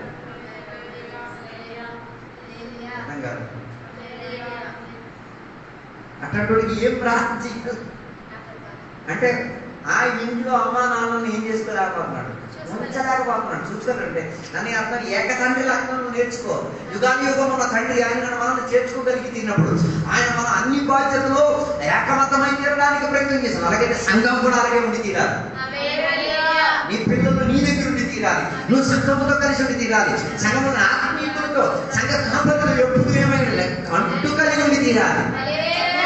అలాగై తీరితే ఆయన మనకి తండ్రిగా మారినట్టుగా యుగమైన తండ్రిగా కూడా ఏం చేసుకోవచ్చు, మళ్ళీ పిలుచుకు తీరవచ్చు. అందుకే నేను ఎక్కడ ఉన్నా కూడా ఫ్యామిలీలో తండ్రి ఉన్నాడు, తండ్రికి ఉన్న బాధ్యత ఉండి తీరాలి. నీవు కూడా తండ్రిగా మారి తీరాలి, ఆత్మీయతలో తండ్రిగా మారాలి. ఎలా తండ్రిగా మారి పనులు చెప్పండి. అన్నిటికీ అయ్యారు ప్రతి దానికి అయ్యారు అర్థం, అయ్యారు విషయానికి ఎవరు వెళ్తారు. దాని అర్థం నీకేం లేదు, నీకు చేత కాదు. ఒక రోగి కనుక నువ్వు ప్రార్థన చేసి తెచ్చుకో చర్చికి. అయ్యో రెడ్డి ఇక్కడ ఒక రోగి ఉన్నాడు, మరి నీకేంటి పని, నువ్వు అక్కడ సీక్కుంటాను కదా. ఆ విశ్వాసం నీకు అడిగితే నీ పరిస్థితి అన్నిటికీ ఐదేసి పిలిచేస్తాను, మరి నువ్వు దేనికి చేస్తున్నావు? హలో, కానీ అర్థం ఏం లేదు. తండ్రిని తండ్రిని చూపించుకు తీరడానికి అవకాశం వచ్చినప్పుడు మనం ఏం చేయట్లేదు, తండ్రిగా మారట్లేదు. అందుకే చాలా మంది మీరు ఆత్మికంగా పిల్లలకు అన్నారా లేదా ఒకసారి పరిశోధించండి. ఎన్ని ఆత్మగా నియమనంగా వచ్చాయి అంటే ఇప్పుడు కూడా నువ్వు గుడ్డరాలే, ఆత్మిక గుడ్డరాలు. ఇన్ని అన్ని భాషలు చెప్తున్నావు, ఇన్ని మాటలు పాడుతున్నావు, ఇన్ని దేవుని చెప్తున్నాయి, ఒక ఆత్మ నీ ద్వారా జన్మించలేకపోతే నీ ఆత్మీకతనంలో నువ్వు ఎవరు? గుడ్డరాలు. మరి నువ్వు కాసి ఆత్మ ఎరగొట్టాలని స్వంత చెప్పుకో, ప్రార్థన చెయ్యి, వెళ్ళి దేవుని యొక్క ఒక సందేశం వారికి చెప్పి ఎక్కడికి తీసుకురా, ఇంటికి తీసుకురా, ఫ్యామిలీలో తీసుకురా. అందుకే వేదాలు కలిసి కలుగుతున్నాయి చాలా మంది. అన్ని పాస్ గారే తేవాలా, అన్ని పాస్ గారే చేయాలి. మనం చేయాలి. అందుకే ఈ పగటి వేళ తండ్రి లక్షణాలకి మనం తిరిగి రావాలి. పిల్లలు కనలేని తత్వాన్ని ఎర్రగొట్టుకుంటూ పిల్లలను సంపాదించు తీరగలిగే ఒక తత్వంలోకి మనం ఏం చేయాలి? ఎదుగుదల బుద్ధి తీరాలి. దాని కొరకు మనం ప్రార్థన చేయాలి, దాని కొరకు అనేకులకు స్వార్థ చెప్పాలి, అనేకులకు దేవుని దగ్గర చేర్చుకు తీరడానికి ఏక తండ్రి లక్షణాలు మనం చూపించుకు తీరాలి.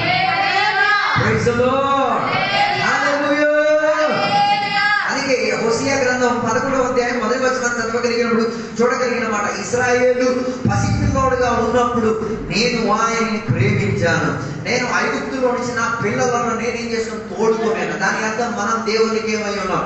పిల్లలుగా అయి ఉన్నాం. అలాగైతే పిల్లలకు తండ్రి ఏ రీతిగా ప్రేమిస్తాడు, అదే రీతిగా దేవుడు మనల్ని ప్రేమించుచున్నవాడు. ఇశ్రాయేలు ప్రజలకు దేవుడు ఏం చేసేవారు? ఒక పిల్లలుగా ఒక తండ్రి పిల్లలను ప్రేమించినట్టుగా అదే రీతిగా ఏం చేశాడు? ఇశ్రాయేలులను దేవుడు ప్రేమించాడు. ఇశ్రాయేలులను దేవుడు ప్రేమించడం వలన ఐగుప్త దేశంలో చిక్కుకున్న చిక్కుల్లో నుంచి తండ్రి ప్రేమించాడు కాబట్టి ఇశ్రాయేలులను బయటికి రప్పించడం జరిగింది. అందుకే దేవుని యొక్క బిడ్డలుగా మనం దేవునికి పిల్లలై ఉన్నాం. పిల్లల గురించి దేవుడు ప్రేమించేవాడు, పిల్లల విషయం గురించి దేవుడు పట్టించుకున్న దేవుడు, పిల్లల విషయంలో దేవుడు సహకారిగా ఉన్నవాడు. నువ్వు దేవునికి తండ్రిగా లెక్కిస్తే దేవుడు నిన్ను పిల్లోడుగా సంరక్షించే బాధ్యత ఆయనది. అందుకే రోమాపత్రిక 8వ అధ్యాయం 15వ వచనంలో చెప్పబడుతున్నమాట, ఒకప్పుడు మనం ఏ ఆత్మలో ఉండేవా, ఏ దాసత్వం కింద ఆత్మలో మనం జీవించేవాళ్ళం, కానీ ఇప్పుడు పుత్రత్వం చెందిన ఆత్మలోకి తిరిగి వచ్చి తీరాం.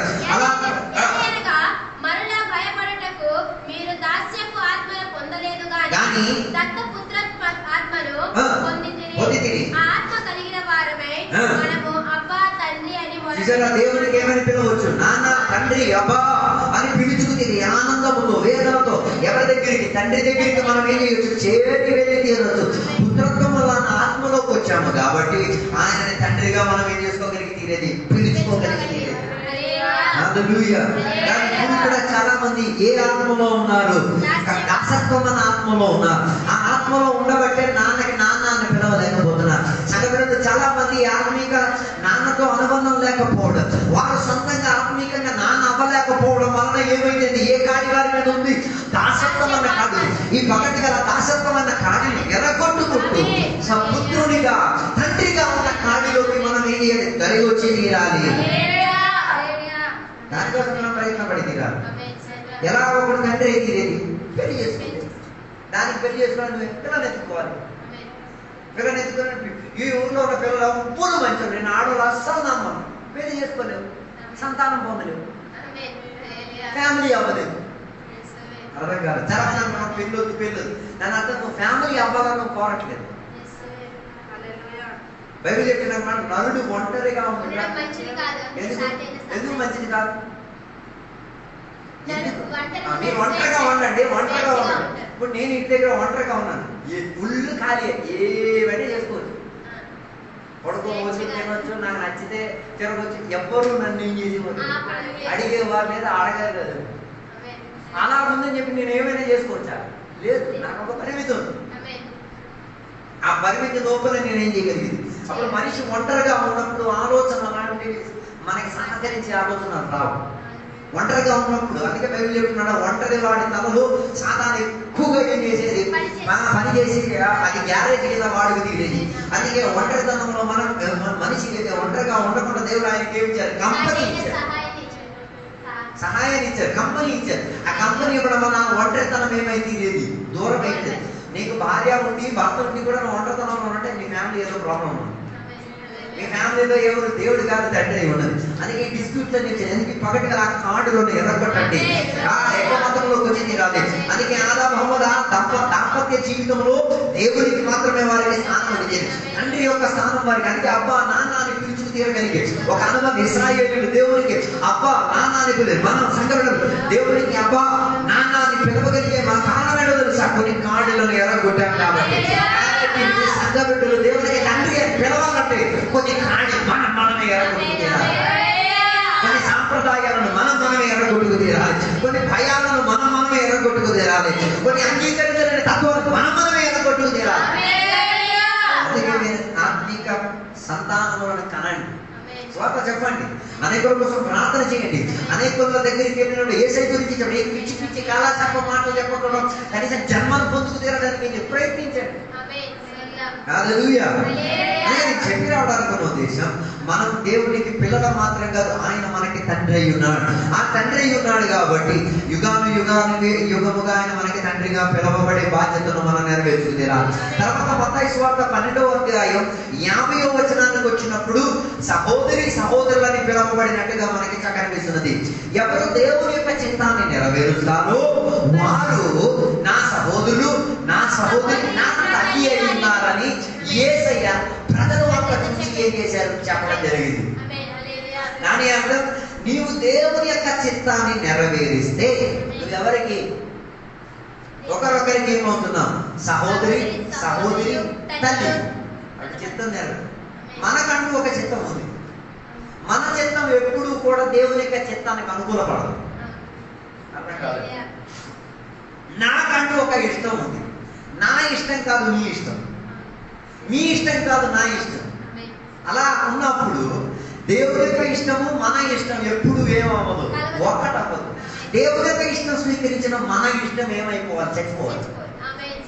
అలా కాదు.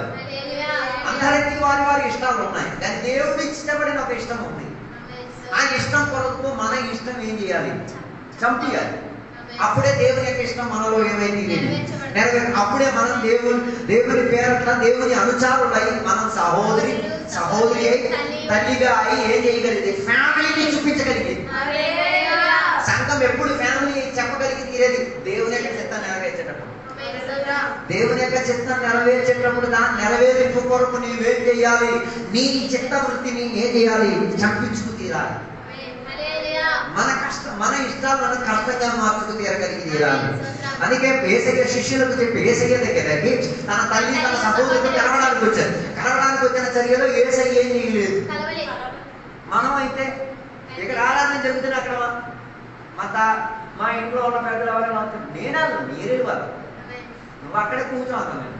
కారణం ఏంటిది? ఈ పని తర్వాత ఆ పని అంతే. ఎక్కడ మీరు వాక్యం పరిచయం చేయడం ఫోన్ రావాలి. నువ్వు కొడుకు అక్కడ యాక్సిడెంట్ అయింది, ఎంత మందికి గుడి చేయడం పోతుంది ఎక్కడ చెప్పి ఒకటి మాకు అడిగారు, నువ్వు ఇలా వాక్యం చేపిస్తున్న టైంలో మీ ఇంట్లో ఉన్న సభ్యులకి ఏదో అపాయింట్ జరిగింది, ఏం చేస్తాం? నేనేం కదా చేతన పని చేస్తాను. నేను ఎక్కడి నుంచి అక్కడికి వెళ్ళి కూడా ఏం చేయలేదు, టెన్షన్ పడ్డానే తప్ప ఏం చేయలేదు. వాళ్ళు ఎక్కడో దూరంలో ఉన్నారు, నేను ఎక్కడ ఏం చేయాలి? ఫోన్ చేసి చెక్కించాను అంతే. దానికి మించి ఏది సాధించలేదు. అందుకే యేసయ్య తన అమ్మ నాన్నకి ఏం చేయలేదు, సహోదరు ఆయన ఒక పరిచయం ఉన్నాడు. ఆయన ఏం చేస్తున్నాడు? వచ్చిన సమావేశానికి వాక్యం అందించి వారి ప్రాంతానికి విజ్ఞాపన అని చేసి దాని అర్థం వీళ్ళందరికీ పంపించేసి తర్వాతే ప్రజలు ఎంత మంచి కదా, మనలాంటి మంచులు అని చెప్పారు. యేసయ్య మమ్మల్ని ఆపి అంటే మీరెళ్ళే నీళ్ళు యేసయ్య అది కావాలా నా చిత్తం, నా చిత్తం ఈ దేవుడి చిత్తం నిన్ను కావడం నీళ్ళు కావడం. సగబిడ్డలు కూడా ప్రాబ్లం ఇదే, సొంత ఇష్టాన్ని మెచ్చుకొని దేవుని ఇష్టాన్ని తొక్కేస్తున్నాం. ఒకరోజు ఇలాగా ఆరాధన జరుగుతున్నప్పుడు బయట బాప్తిసం ఇచ్చుకోవడానికి కూడా ట్యాంక్ ఉంది, అందులో నీళ్ళు నింపేసి ఉంచారు.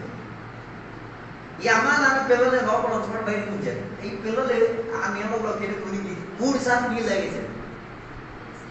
వీళ్ళకి ఎవరికి తెలియదు. తర్వాత ఆడు తాగి ఇంకా ప్రాణం పోతానన్న చర్యలో ఎవరో ఒక ముసలోడు వచ్చి ఆయన బయటికి ఏం చేశాడు, తీసేసిన మరుసటి వారం వాడు లేవిలో సాక్ష్యం చెప్పాడు. నేను చర్చి బయటికి వెళ్ళి అప్పుడు అందరికి అర్థమవుతుంది ఈడ చర్చిలో అక్కడికి వెళ్ళాడు, ట్యాంక్ మునిగాడు, నీళ్ళు తాగాడు, ఎవరో వాడిని పోయాడు. ఆ సాక్ష్యం చెప్పినాడు. ఏం చెప్పాడు తెలుసా? నాకు ఒక విషయం అర్థమైంది, దేవుని సాన్నిధ్యం ఇక్కడ మాత్రం కాదు బయట కూడా ఉంది, కానీ అక్కడ ప్రాణం పోయేటట్టు ఉంది. అది ఇక్కడ నుంచి నేనేం చేయను. ఎవరు వాటికి ఏం చెప్పలేదు. అలా అమ్మా నాన్న కూడా అడిగి చెప్పలేదు. నేను చెప్పి రావడానికి ఉద్దేశం దేవుని యొక్క చిత్తానికి ఏం చేయకూడదు, మన చిత్తం ఏం చేయకూడదు, వృద్ధి చేయకూడదు. అప్పుడే మనం సంఘం అయితే, అప్పుడే మనం దేవుని యొక్క కుటుంబం అయితే. ఇలా వాక్యపత్రిక చేసినప్పుడు ఇల్లు కారిపోయిందని వినాలా? నేను లైఫ్ గా సాక్ష్యం విన్నాడు. ఒక ఆయన ప్రార్థనలో కూర్చున్నారు, రాత్రి ప్రార్థనలో కూర్చున్నప్పుడు ఎంత 2:30, 3:30 ఫోన్ వచ్చింది. ఆయన ఫోన్ స్విచ్ ఆఫ్ అయింది. చివరికి పోలీసులు ట్రాక్ చేసి తెలిసినప్పుడు ఈ చర్చిలో ఉన్నట్టు ఇది చూపిస్తుంది. అలా చర్చికి పోలీసులు, సార్ మీ ఇల్లు కారిపోయింది, మీరు ఒకసారి వచ్చి మీ స్టేట్మెంట్ ఒకసారి ఇప్పుడు కాదండి, రేపు పొద్దున టైమింగ్ ఎప్పుడు 10 గంటల కదా, రేపు పొద్దున చూసుకుంటాను అని కాలు పంపించారు. ఆ పోలీసులు షాక్ అయిపోయాడు. సార్ కాలింది మీ ఇల్లు సార్. అవునండి, మీ ఇల్లే, నా ఇల్లే. కేసు రేపు పొద్దున కనుక తీసుకుని రాత్రి చేయబడిచేది లేదు కదా. ఆ పోలీసులు షాక్ అయిపోయి వెళ్ళిపోయాడు. ఇది ఏం మంచి రావు, పొద్దున 10 గంటలకు వచ్చి ఏం చేసుకున్నారు, స్టేట్మెంట్ రాసింది. ఏమని, నా ఇల్లు కాలిపోయింది, ఇది అని నాదే. అయినా కూడా ఆయనకి ఏమనిపించదు. మన విశ్వాసాలు చూడాలి. ఓ నాయన పేన నా ఆరాధనకి దెయ్యం అదే ఆయనే పుట్టేసుకుని ఏడ్చేది. అరే బాబు ఇల్లే కాలింది, ఎక్కడ పోయినా అది దేవుడి చిత్తం, ఇది దేవుడి చిత్తం. దానిని నేను అక్కడికి వెళ్ళి ఏం చేయలేదు, ఏమీ సాధించి తీరలేదు. అందుకే అక్కడ మనం సహోదరిగా తల్లిగా లక్షణం చూపించలేకపోయింది. అందుకే యేసయ్య చెప్పిన ఒక మాట, అప్పుడు కాసేపు అక్కడ కూర్చొని, ఇప్పుడు మీరు దేవుని చిత్తం నెరవేరుతున్న ఆ పనిలో నేను ఏం చేసింది కష్టమే. అప్పుడే మనం సంఘమానికి పిలబడగలిగింది. అందుకే యేసయ్య తన తల్లికి సహోదరులకు ఏం చేశారు, అక్కడ ఆపించేసి దేవుని యొక్క చిత్తం అలాగే మనం కూడా చేసుకుని రాలి. అందుకే 1 తిమోతిలకు రాసిన పత్రిక 5వ అధ్యాయంలోకి వచ్చినప్పుడు అక్కడ చెప్తున్న ఒక మాట వేసింది. 5వ అధ్యాయం 2వ వచనం అనుకుంటా.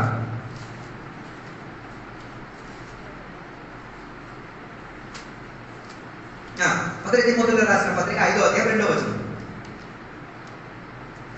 అన్నదమ్ములని, యవ్వనులను, తల్లులని, వృద్ధ స్త్రీలను, అక్క చెట్లని, పూర్ణ పవిత్రతో యవ్వన స్త్రీలను హెచ్చరించుము. ఏం చేయాలి? ఫ్యామిలీ అయితే హెచ్చరింపుకు ఏం చేయాలి?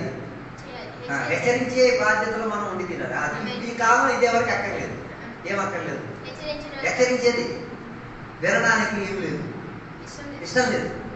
బైబిల్ అక్కడ స్పష్టంగా చెప్తున్నది, ఎవరు చిన్నవాళ్ళు పెద్దవాళ్ళ దగ్గర నుంచి హెచ్చరింపు చేయాలి, పొందుకోవాలి. అందుకే ఈ కాలంలో ఎవరి సలహా ఇష్టం లేదు, ఎవరి సలహా ఎవరికి. అందుకే కదా సలహా ఇచ్చి తీరడానికి మనుషులు. ఇప్పుడు అడ్వకేట్ పని ఏంటిది? ఆ డబ్బులు ఇచ్చుకొని ఏం చేసుకుంటారు? నాకు నచ్చుతుంది అలా చేయాలి ఏమని, అప్పుడే విలువ వస్తుంది. ఇప్పుడు అప్పుడు చెప్పాడు, అయ్యో నాకు షుగర్ వచ్చేసింది, నువ్వు ఎందుకు చెప్పడానికి వచ్చావు? సలహా కాదు. ఆయన చెప్పారమ్మా ఇరగలగలగలమని తినాలి. అలాగే తినేస్తాను, మరి అలా నువ్వు ఎందుకు చెప్పడానికి వచ్చావు? అర్థం కాదు. చెప్పడానికి వచ్చా షుగర్ అనిపించి, షుగర్ నుంచి చికిత్స పొందడానికి. మొన్నే సోమవారం ఒక అమ్మ 350 ఏమంది షుగర్. ఆమెకి చెప్పాడు, అమ్మ నువ్వు నాకు సలహా చెప్తున్నావా లేకపోతే నువ్వు నన్ను ఆడుకోవడానికి పోతావా అని అడిగాను. లేదు నేను చెప్పిన షుగర్ వచ్చింది కానీ అన్నం మానేయాలి. అలాగే మానేస్తాను, అలా మానేసి చచ్చిపో. మా మీదే చెప్పాను పక్కన భాష, అలాగే చెప్పేసి మరి ఇంకేటి చెప్తాను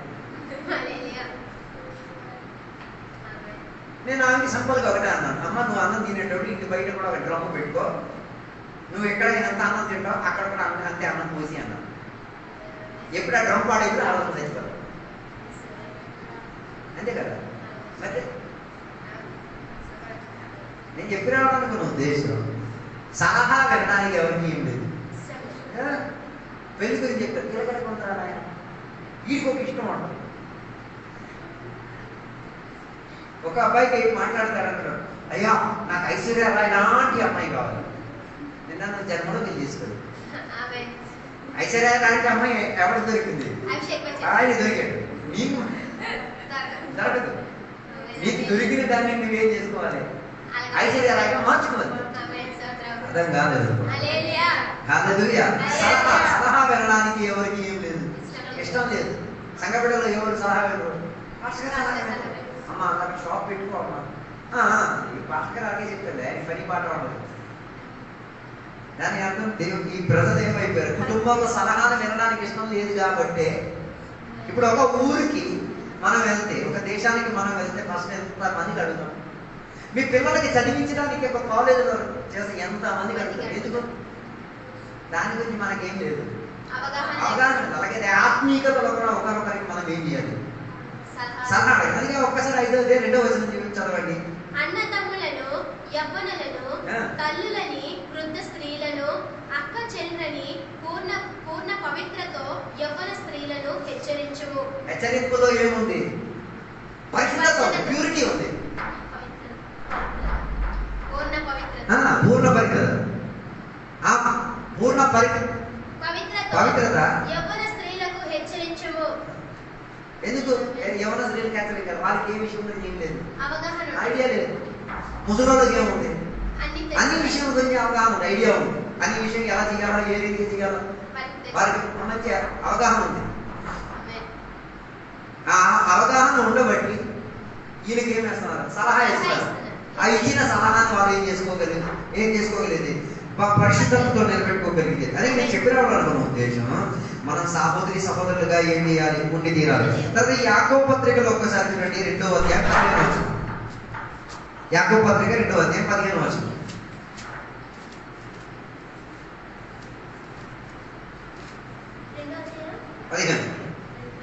సహోదరుడైనను సహోదరి అయినను దిగంబరులై ఆనాటికి భోజనం లేని ఉన్నప్పుడు మీలో ఎవడైనను శరీరమునకు కావలసిన వాటిని ఇయ్యక సమాధానముగా వెల్లుడి, చలి కాచుకునుడి, తృప్తి పొందుడని చెప్పినట్లుగా ఏమి ప్రయోజనము?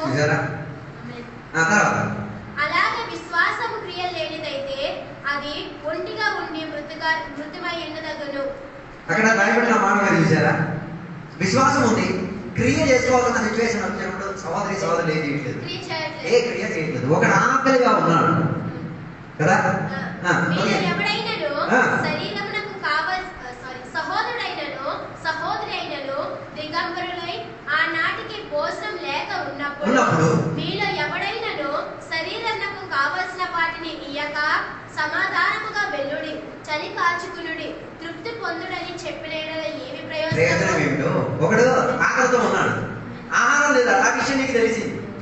ఆడింట్లో ఏం లేదు, దుప్పట్లు లేదు, ఆ విషయం నీకు తెలుసు. ఆడేం చెప్తున్నాడు? పర్వాలేదు, ఎల్లు, దేవుడు అన్ని చూసుకుంటాడు. ఏ దేవుడు చూసుకుంటాడు? చలి కాచుకో, తృప్తి పొందమని చెప్పు. మన సంఘాల్లో సాక్ష్యాలు చెప్తుంటారు, మనం కూడా ఏకే కదా వదిలేస్తాం. పర్వాలేదు, దేవుడు చూసుకుంటాడు. ఏ దేవుడు చూసుకుంటాడు? మరి నువ్వెందుకు ఆ దేవుడి పేరు పెట్టేసుకున్నావు? అర్థం కాదు. కుటుంబం అనేది ఉన్నప్పుడు ఒకరి గురించి విన్నది ఇంకొకరు ఏం చేసుకుని తీరాలి? విని విశ్వాసముకు చెందిన క్రియలను ఏం చేసుకుని తీరాలి? చేసుకు తీరాలి. దానికి మంచి ఉదాహరణ 5 రొట్టెలు 2 చేపల గల ఉపమానం. అక్కడ మనం చూడగలిగే ఒక పసిబాలుడు ఏం చేసుకున్నాడు? ఆడు ఎందుకు ముందే వచ్చి ఇచ్చి లేదు? ముందే ఆడు ఇచ్చేస్తే ఆడి పసిపిల్లోడు కాబట్టి ఆడికి ఐడియా లేదు. అక్కడ ఆడి కోసం ఉన్నదని. కానీ అక్కడ ఒక గొప్ప ఒక మర్మం ఏంటిదో తెలుసా? ఆ దీన స్థితిగతులు వీళ్ళ ఆహారం కోసం వెతికే బ్యాగులన్నీ ఎతికినప్పుడు ఈ బ్యాగులో ఏది ఉంది? ఆహారం ఉంది. ఆ ఆహారం ఆ కుర్రోడు ఏం చేయగలిగాడు? ఇచ్చుకోగలిగాడు. అదే బ్యాగులో ఆహారం వేరే కూడా ఎవరి బ్యాగులో ఉంటే ఏం చేయదు? ఉన్నారా లేదా నాకు తెలియదు. వాళ్ళంతసేపు వాక్యం విన్నారు. వాళ్ళు ఆ వాక్యాలు విని అందరూ ఏమైపోయారు, అలిసిపోయారు. అలిసిపోయిన దాన్ని చూసినప్పుడు యేసయ్యకు వారి పట్ల ఏం కలిగింది? దయ కలిగింది, జాలి కలిగింది. అందుకే యేసయ్య వారికి ఏం చెప్తున్నారు? వారికి ఆహారం ఏదైనా పెట్టమని చెప్పారు. పెట్టమని చెప్పినప్పుడు శిష్యులు ఏం చేయడానికి మొదలెట్టారు? కొందరు లెక్క వేయడానికి మొదలెట్టారు, కొందరు ఎత్తడం మొదలెట్టారు. లెక్కలేసిన వాళ్ళు అన్నాడు ఇంత డబ్బులు ఉంటేనే ఏమైంది, అందరి ఆహారం ఏమైంది కానీ వెతకడానికి మనసు కలిగిన వెతికి అన్నాడు ఇక్కడ ఒక పసివాడు ఉన్నాడు, ఆయన చేతిలో ఏముంది? 5 రొట్టెలు 2 చేపలు ఉన్నాయి. అంటే ఆ 5 రొట్టెలు 2 చేపలు ఆ ఇచ్చుకు తీరడానికి మనసు ఆయనకి కలిగింది. ఇచ్చుకు తీరడానికి మనసు కలిగి ఉండి తీరితే దాన్ని సమృద్ధి పరుచుకు తీరడానికి మన ఆశ దేవుడు చూసుకోగలిగింది. మనం ఇవ్వడానికి ఇష్టం లేదు. మా ఇంట్లో జరిగినది, మా ఇంట్లో బియ్యం అయిపోయింది అన్నది ఒక పాస్టర్ గారు చూశారు. చూసి ఈయన ఏం చేశాడు తెలుసా? ఇప్పుడు తీసుకొస్తానయ్యా మా ఇంట్లో బియ్యం ఉందని చెప్పేసి వెళ్ళిపోయి పారిపోయాడు. వెళ్ళిన మనిషి వెళ్ళే తర్వాత ఇంకొక పాస్టర్ గారికి కలిగి, అయ్యగారు ఇంట్లో బియ్యం లేదురా, ఎన్నో రోజులు అయిందిరా, చాలా బియ్యం లేని స్థాయిలో ఉన్నది. ఆయన వేదన పడి ఆయన ఏదో పనికి వెళ్తుంటే ఆయన ఆ పని మానేసి బియ్యం కొనేసి ఇంటికాడ ఇచ్చేసి వెళ్ళిపోయినప్పుడు మా ఇంట్లో నన్ను అడిగారు, ఎవరు చెప్పారండి మా ఇంట్లో బియ్యం? లేదండి ఫలానా పాస్టర్ చెప్పాడు మీ ఇంట్లో బియ్యం. ఓహో, ఆయనే మాకు చెప్పాడు బియ్యం వేస్తాను ఆయన కదా. తర్వాత 6 నెలల తర్వాత మనిషి కనిపించింది. ఆయన అంత తర్వాత ఆయన కనిపించాడు కదా, కొంత 6 కాదు 2 సంవత్సరాల తర్వాత కనపడు. ఒకరి గురించి మనం వేదన చెందే విషయం మనం విన్నాం. స్టాటస్ లో మేము చూసాం, ఏ నిర్మాణానికి డబ్బులు కావాలి, నీ చేతిలో రూపాయి ఉండి కూడా నువ్వు ఇవ్వలేకపోతే నీ విశ్వాసం చేస్తాం. నీకు తెలిసింది, నీకు తెలియలేని విషయం కాదు, నీకు తెలిసిన ఒక వ్యక్తి, నువ్వు చూసిన ఒక వ్యక్తి, నీకు ఆయనకు అవగాహన ఉన్న ఒక వ్యక్తి స్టాటస్ లో పెట్టాడు, నాకు అడగల 10,000 రూపాయలు కావాలేమో, నువ్వు రూపాయి ఇచ్చిన చాలు. అక్కడే సాపోద్ర మనం నిలబెట్టేది. అప్పుడు దాన్ని సంఘమని పిలుచుకోగలిగేది లేదు. ఎవరు అందరి అవసరాలు ఏమీ లేదు, తీర్చలేదు. కొంతలో కొంతలో ఏం చేయొచ్చు, తీర్చగలిగి తీరవచ్చు. అందుకే అక్కడ చెప్తున్నా ఒక మాట, ఆకలితో ఉన్నప్పుడు దేవుడు చూసుకుంటాడులే, చలి కాచుకునేటప్పుడు దేవుడు. తర్వాత ఇంకొక మాట కూడా ఉంది, మీలో ఎవడైనాను శరీరంలో కావలసిన వాటిని ఇయ్యక సమాధానముగా వెళ్ళుడి, చలి కాచుకునుడి. శరీరానికి కావాల్సింది ఎవరు ఇచ్చుకోవాలి? శరీరానికి కావాల్సింది ఇప్పుడు తెలుసు. శరీరానికి ఏం కావాలి? ఆహారం కావాలి, బట్టలు కావాలి, ఇంకా శరీరానికి ఏం కావాలి? సదుపాయాలు కావాలని తెలుసు, కానీ దానికి ఏం లేదు. అది విశ్వాసమే కాదు, అది సంఘానికి ఉన్న లక్షణం కాదు.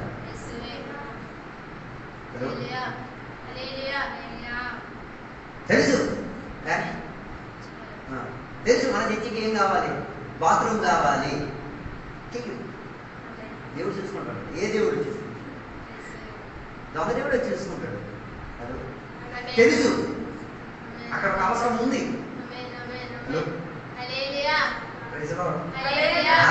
మా ఇంట్లో జరిగిన ఒక విషయం, మా చెల్లి షూ చిరిగిపోయింది. మా ఇంటికి ఒక పాస్టర్ వచ్చారు. ఆయన చిరిగిపోయిన షూ చూసేసి ఆయన షూకున్న అచ్చు తీసుకెళ్ళిపోయి ఇంటికి వెళ్ళి అదే అచ్చుతో షూ కొనేసి ట్రైన్లో బస్సులో పంపించారు. చెల్లి వచ్చిన తర్వాత పాస్టర్ ఇట్లా ఒక షూ పంపించాను, ఆపించాను. ఆ దర్శనం చూడండి. తెలుసు ఆ టైంలో తన చేతిలో ఏం లేదు, డబ్బులు లేవు, కానీ ఆ చూసిన చర్యలో ఏం చేయడం, తన విశ్వాసాన్ని క్రియలోకి ఏం చేసుకోగలిగాడు. ఆయన మొన్న ఇంటికి వచ్చింది, ఆయన మొహం మీద కూర్చుని ఆ ఆవిడ పిల్లలు అన్నం నేను చెప్పాడు. ఇలాంటి దర్శనం కలిగిన తండ్రి మీ తండ్రి. ఆ పిల్లలకి కన్నీకి కన్నీరు వచ్చింది. హలో, అప్పటి వరకు ఆ పిల్లల అమ్మ నాన్నకి ఆ రీతిగా చూడదు, కానీ ఆ రోజు అది చెప్పినప్పుడు వాళ్ళకి ఏమర్థమైంది, ఈ మా నాన్నలో మా అమ్మలో ఇంత గొప్ప లక్షణాలు ఉన్నాయి. నేను చెప్పినప్పుడు కదా, దేవుడు సంఘంలో సహోదరి దేవుడు మనల్ని ఉంచింది దేనికి? ఒకరి అవసరం మనం ఏం చేసుకుని తీరాలి. తీర్చలేకపోతే సంఘం కాదు, నువ్వు దేవుని యొక్క సహవాసంలో లేవు. ఊరికి దేవునికి ఏం చేస్తున్నావు? వాడుకుంటున్నావు. తెలుసు సంఘంలో కట్టాలి, దానికి డబ్బులు ఇవ్వాలని చెప్పారు. ఇవ్వమని చెప్పినప్పుడు అంతా ఇచ్చేమనేది కాదు, అంతా అంతే కదా. ఈ చర్చి నిర్మాణంగా జరగదు మునుపు రూబీ ఆంటీ గారు ఇక్కడికి వచ్చినప్పుడు ఒక మాట చెప్పారు, ఎక్కడ కొరియాలో జరిగిన ఒక సంఘం గురించి. ఆ సంఘంలో కట్టడానికి డబ్బులు కావాలని అడిగిన ఒక అమ్మ ఏం చేసింది, ఒక గిన్నె, చిన్న గిన్నె తెచ్చింది.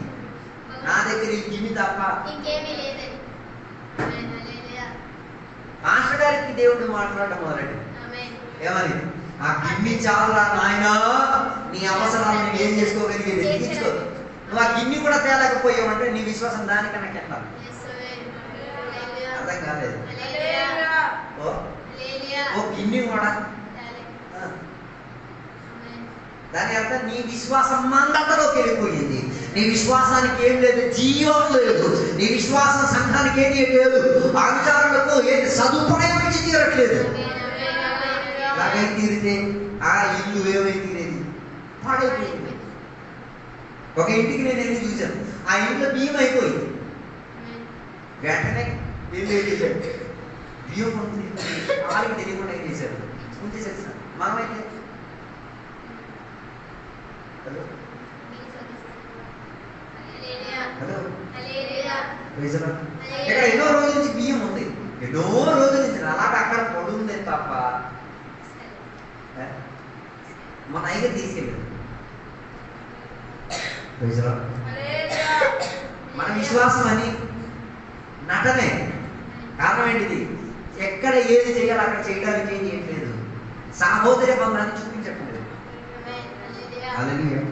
ఉదాహరణకి యేసయ్య గాని వస్తే,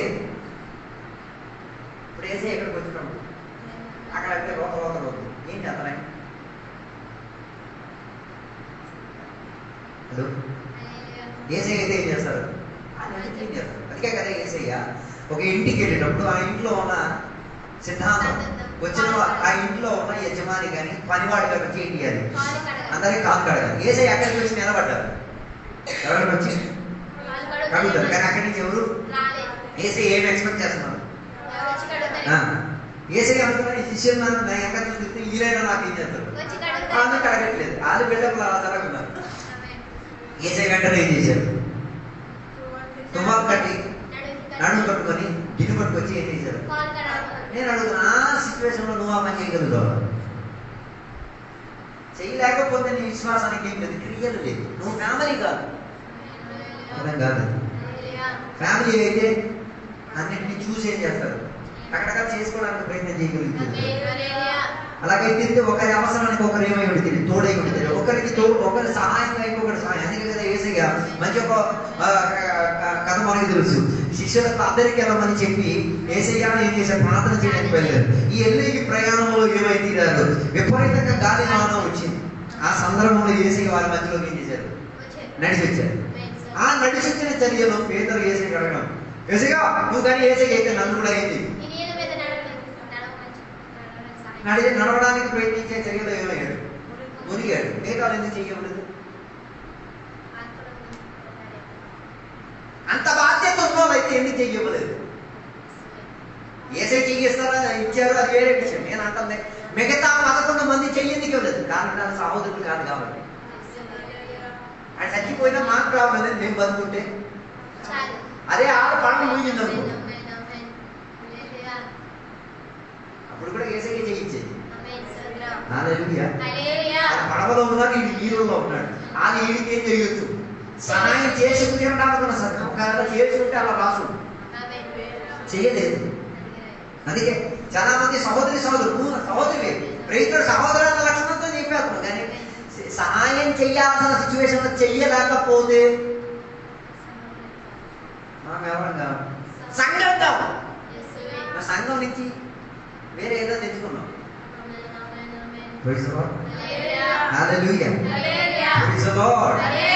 చెప్పి రావడానికి మన ఉద్దేశం, సంఘంలో సహోదరులకు పిలువబడుతున్నామంటే ఆ పిలువబడిన పిలుపుకు ఏమించు తీరాలి, పిలిపించుకు తీరు. అవునా?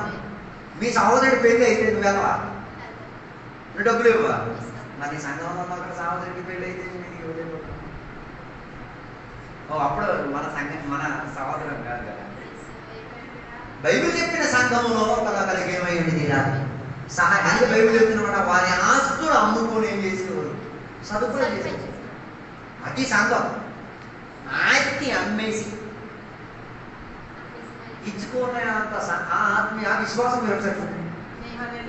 హలో, నాకు తెలుసు ఆస్తులు ఇచ్చేసే చర్చలు కట్టుకోవడం తెలుసు.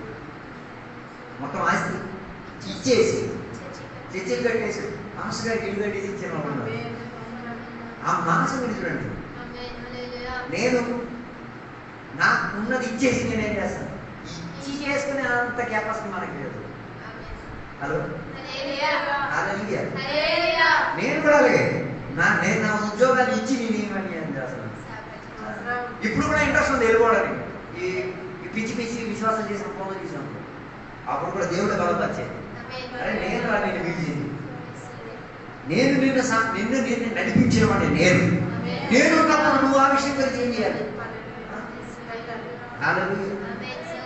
30-40 వేలు సంపాదించిన కాడ నయా పైసా లేని ఉద్యోగం చేసిన 30-40 వేలు సంపాదించిన మనిషి ఏం సంపాదన లేని ఒక పని చేస్తున్నప్పుడు కూడా మనం ఏం కాదు, కృంగిపోవట్లేదు. కారణం ఏంటి? అనుబంధం దేవుడితో మంచిగా ఉంది కాబట్టి, ఆయన నా అవసరానికి ఏమి సహాయకుడు కాబట్టి, పోషించిన వాడు కాబట్టి. అందుకే నేను చెప్పిన ఒకరి వేదనలో మనం కలవాలి. అప్పుడే పిల్లలు మన పిల్లలు ఒకరి అక్క చెల్లి అని పిలుస్తున్నారు, తప్పు చూపించడానికి. నువ్వు అక్క చెల్లి అని పిలిస్తే వాడి అవసరానికి ఏమి తినాలి, తోడై వారి ఆకలి కలిపే స్థితిలో నువ్వు అన్నం పెట్టేవాడు కూడా తినాలి. వారికి వస్త్రహీనత చేసే సిచ్యువేషన్ నువ్వు వస్త్రం ఇచ్చిన వాడు కూడా తీరాలి. వారి చలిగా వసుకోలేని సిచ్యువేషన్ నువ్వు దుప్పటిగా మారి తీరగలిగేది. అలాగే సహోదరికి ఉన్న దైవచిత్తం నెరవేర్చగలిగేది. ఆ దైవచిత్తం ఎవరు నేర్పింది నువ్వు సొంతంగా చేయాల్సిన పని. ఒక రెచ్చికి మేము వెళ్ళినప్పుడు అక్కడ ట్యూబ్ లైట్లు లేవు, ఒక లైట్తో ఏం చేస్తున్నాం. మరుసటి వారం మనం డబ్బు ఖర్చు పెట్టేసుకొని ఏం చేస్తున్నాం, లైట్ కొనుక్కొని ఇచ్చాం. అది మనకేమైనా అవసరం? అక్కడే మనం సహోదరి బంధం చూపించుకుంది. వాటినే దేవుడు సంఘం అని పిలిచేది. లేకపోతే దాన్ని ఏమన్నా సంఘం అని అన్నాం. అందుకే స్వార్థపరులు, అందుకే స్వస్నేహితులు, స్వార్థపరులు అలాంటి వారు సంఘం లోపలికి దూరం వచ్చేసారు. వారి స్వార్థమే. ఒక ఇంటికి విందుకి వెళ్తే, భోజనంకి వెళ్తే వాళ్ళకున్న కూరలన్నీ ఏం చేసుకున్నారు, సతి పెట్టి సిక్కిన తర్వాత ఎక్కడికి తీసుకొచ్చారు. కొందరు కక్కుర్తి చూడాలి తిండి విషయంలో. తిండి పెట్టింది దాన్ని చూసి కక్కుర్తి పడి వాళ్ళు బాబు ఎందుకు కక్కుర్తి, రేపు అది పియ్యే, అది నువ్వు కూడా తెలియవు. ఈరోజు నువ్వు తిన్నది రేపు పియ్యే, అది తెలుసుకో. ఆహార విషయంలో మనకేం ఉండకూడదు, కక్కుర్తి ఉండకూడదు. కొందరికి ఆహారం పెట్టిన మంచివన్నీ మంచి తినేస్తాడు, పనికిరాని పని కాలం పోయాడు. అది ఇచ్చిన మనిషి ఏం గౌరవం పొందుకుంటున్నాడు. నువ్వో ఇవ్వలేదు, ఆ మనిషి తెచ్చి ఇస్తున్నాడు కదా. ఓకే, నీకు ఇష్టం కాకపోతే తిని వచ్చా. నీకు ఇష్టం కాని ఒక వస్తువు అది తెచ్చిన వాడికి ఇష్టం కోసమేనా? అక్కడ సహోదర బంధం ఉండేది, సంఘం పిలిచేది. నువ్వు కష్టపడి ప్రయాసపడి ఎంతో శ్రమ పొందిన తర్వాత సంపాదించిన సంపాదనలో ఒక ఆహారం తయారు, అది నాకు నచ్చండి, అది నీకు నచ్చదు, తీసుకొచ్చి పెట్టిన తెచ్చిన మనిషి ఏం ఆశిస్తున్నాడు, నాకు నచ్చదు నేను తిన్ను, నువ్వు ఇవ్వు, ఆడి తెచ్చి ఇస్తున్నాడు. ఇదా సహోదరి బంధం, ఇదా సంఘం, దీనినే సహవాసం అనేది. ఆలోచించండి.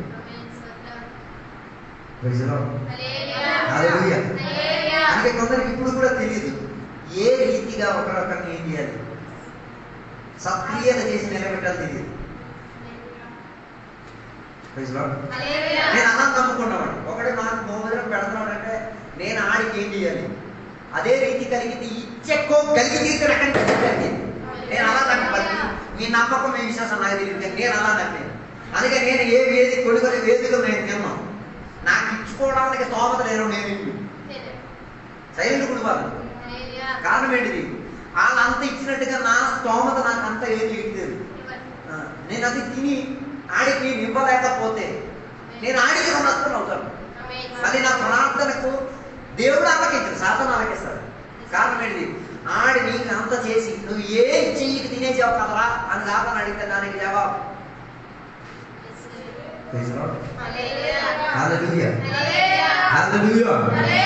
అందుకే నా మాటలు నేను ముగించాలని కోరుతున్నా. సాహోదరి బంధంలో ఒకరండి, ఒకరొకరికి మనం ఏమై ఉండి తీరాలి, సదుపాయం సౌకర్యాలు చేసే వాళ్ళ ఉండి తీరాలి, ఆకలి తీర్చగలగాలి, సదుపాయం చేయగలిగి తీరాలి. అప్పుడే దేవుని చిత్తాన్ని నెరవేర్చే సంఘంగా మారి తీరేది. లేకపోతే ఉట్టి లోకానికి చూపించే ఒక సంఘం. లోకాల్లో 3 సంఘాలు ఉన్నాయి, వాటికి ఏం లేదు, దైవ చిత్తం నెరవేర్చే సిద్ధాంతాలు లేవు. అందుకని నా మాటలు నేను ముగించుతున్నాను. దేవుడు కూడా సంఘం అయితే సంఘానికి ఉన్న లక్షణాలు మనం చూపిద్దాం, ఏకతండ్రి లక్షణాలు మనం చూపిద్దాం. ఈ 1 వేల దేవుళ్ళ సందులో ఒక ఒప్పందాన్ని ఖాయం చేసుకుందాం. దేవా, నన్ను ఒక ఆత్మీక కుమారునిగా మార్చు, ఒక ఆత్మీక తండ్రిగా మార్చు, సలహాలు వినేవాడిగా మార్చు, దైవ చిత్తం నెరవేర్చేటట్టుగా సాహోదర్య బంధం చూపించుకు తీరడానికి అవకాశంలో నేను పనికొచ్చే పాత్రగా నన్ను నిలబెట్టుకు దేవా, సదుపాయం దయచేయము దేవా అనేది 1 వేల దేవునికి సన్నిధిలో సమర్పించుకుందాం, ప్రార్థన చేసుకుందాం. పరిశుద్ధ మహోన్నతుల దేవానికి వందనాలు తెలియజేస్తున్నాం. ఈ 1 వేల దేవాని సన్నిధిలో మేము కలిసి వచ్చి దేవాని సన్నిధిలో మేము సమయాన్ని గడిపి తీరుతున్నాం. ప్రార్థనలో ఏకీపించాం దేవా, అనేక విషయాల కొరకు ప్రార్థన విజ్ఞాపన చేసుకు తీరడానికి దేవా, సదుపాయాలు సహాయాలు సౌకర్యాలు మాకు దయచేసినందుకు స్తోత్రం దేవా. మమ్మల్ని అందరినీ కూడా దీవించండి. ఈరోజు చెప్పబడిన వాక్యానుసారంగా దేవా, మేము దేవుని యొక్క సంఘానికి పనికొచ్చిన పాత్రలుగా మారి తీరడానికి, పరిశుద్ధులుగా జీవించుకు తీరడానికి, పరిశుద్ధతకు ప్రాధాన్యత ఇచ్చుకు తీరడానికి మా అందరినీ కూడా దేవా సహాయం సౌకర్యాన్ని దయచేయమని కోరుచున్నాం దేవా. ఈ 1 వేల దేవా మేము యథార్థ సంఘముగా సంఘ బిడ్డలుగా దేవ తండ్రి లక్షణాలు కలిగి ఉండి దేవ తండ్రి పాత్రను వహించుకు తీరి దేవా అమ్మ నాన్నలకు ఉన్న పాత్రతను వహించుకు తీరి దేవా ఇతరులను కూడా చేర్చుకోగలిగి తీరి, అంగీకరించుకో తీరి, వారి అవసరానికి చేయూతనిచ్చుకు తీరి అలాంటి విశ్వాసం ఉండేవారుగా మమ్మల్ని మార్చుకో దేవా. సహాయము దయచేయండి దేవా. అలా సంఘముగా మారి తీరి లోకానికి ప్రజలకి ప్రదర్శన పరిచి తీరేటట్టుగా యేసయ్య నేడు సజీవుడై ఉన్నాడు. ఆయన శరీరం ఈ రోజు కూడా సజీవత చెందేటట్టుగా ఉన్నది. ఇందులోపల జీవం చెందే రాయిలో ఉన్నది. ఇందులోంచి నీ అవసరాలు తీర్చే రాయేది, ఇందులోంచి నీకు సౌకర్యాన్ని ఇచ్చే రాయేదని బోధించుకు తీరేటన్న ప్రణాళిక మాకు దయచేయండి. ఈ 1 వేల మమ్మల్ని అందరినీ కూడా దీవించండి దేవా. దేవ మేము ప్రార్థన చేసిన విషయంలో మీరు దేవ జవాబులను దయచేయమని కోరుచున్నాం దేవా. దీవెనలతో నింపినందుకు స్తోత్రం, సదుపాయాలు సౌకర్యాలు దయచేసినందుకు స్తోత్రం, ఇంతసేపు మేము నీ సన్నిధిలో గడపడానికి భాగ్యం ఇచ్చినందుకు స్తోత్రం, దీవెనలతో నింపినందుకు స్తోత్రం. యేసు నామములో అడిగి వేడుకున్న పరమ తండ్రి, తండ్రి యొక్క కుమారుడు పరిశుద్ధాత్మ సహవాసం ఇప్పుడు ఇక్కడికి వచ్చిన సద్భక్తులతో దేవాది 2 అక్కడ వరకు తోడైందనుగాక. యేసు రక్తమే జయం, యేసే వాక్యమే జయం, యేసే నామమే సంపూర్ణ విజయం కలుగునుగాక. గట్టి శబ్దంతో 3 సార్లు హల్లెలూయా చెప్దామా? హల్లెలూయా హల్లెలూయా హల్లెలూయా. మారానాథ, దేవుడు త్వరగా వచ్చునుగాక. దేవుడు మీ అందరిని దీవించునుగాక.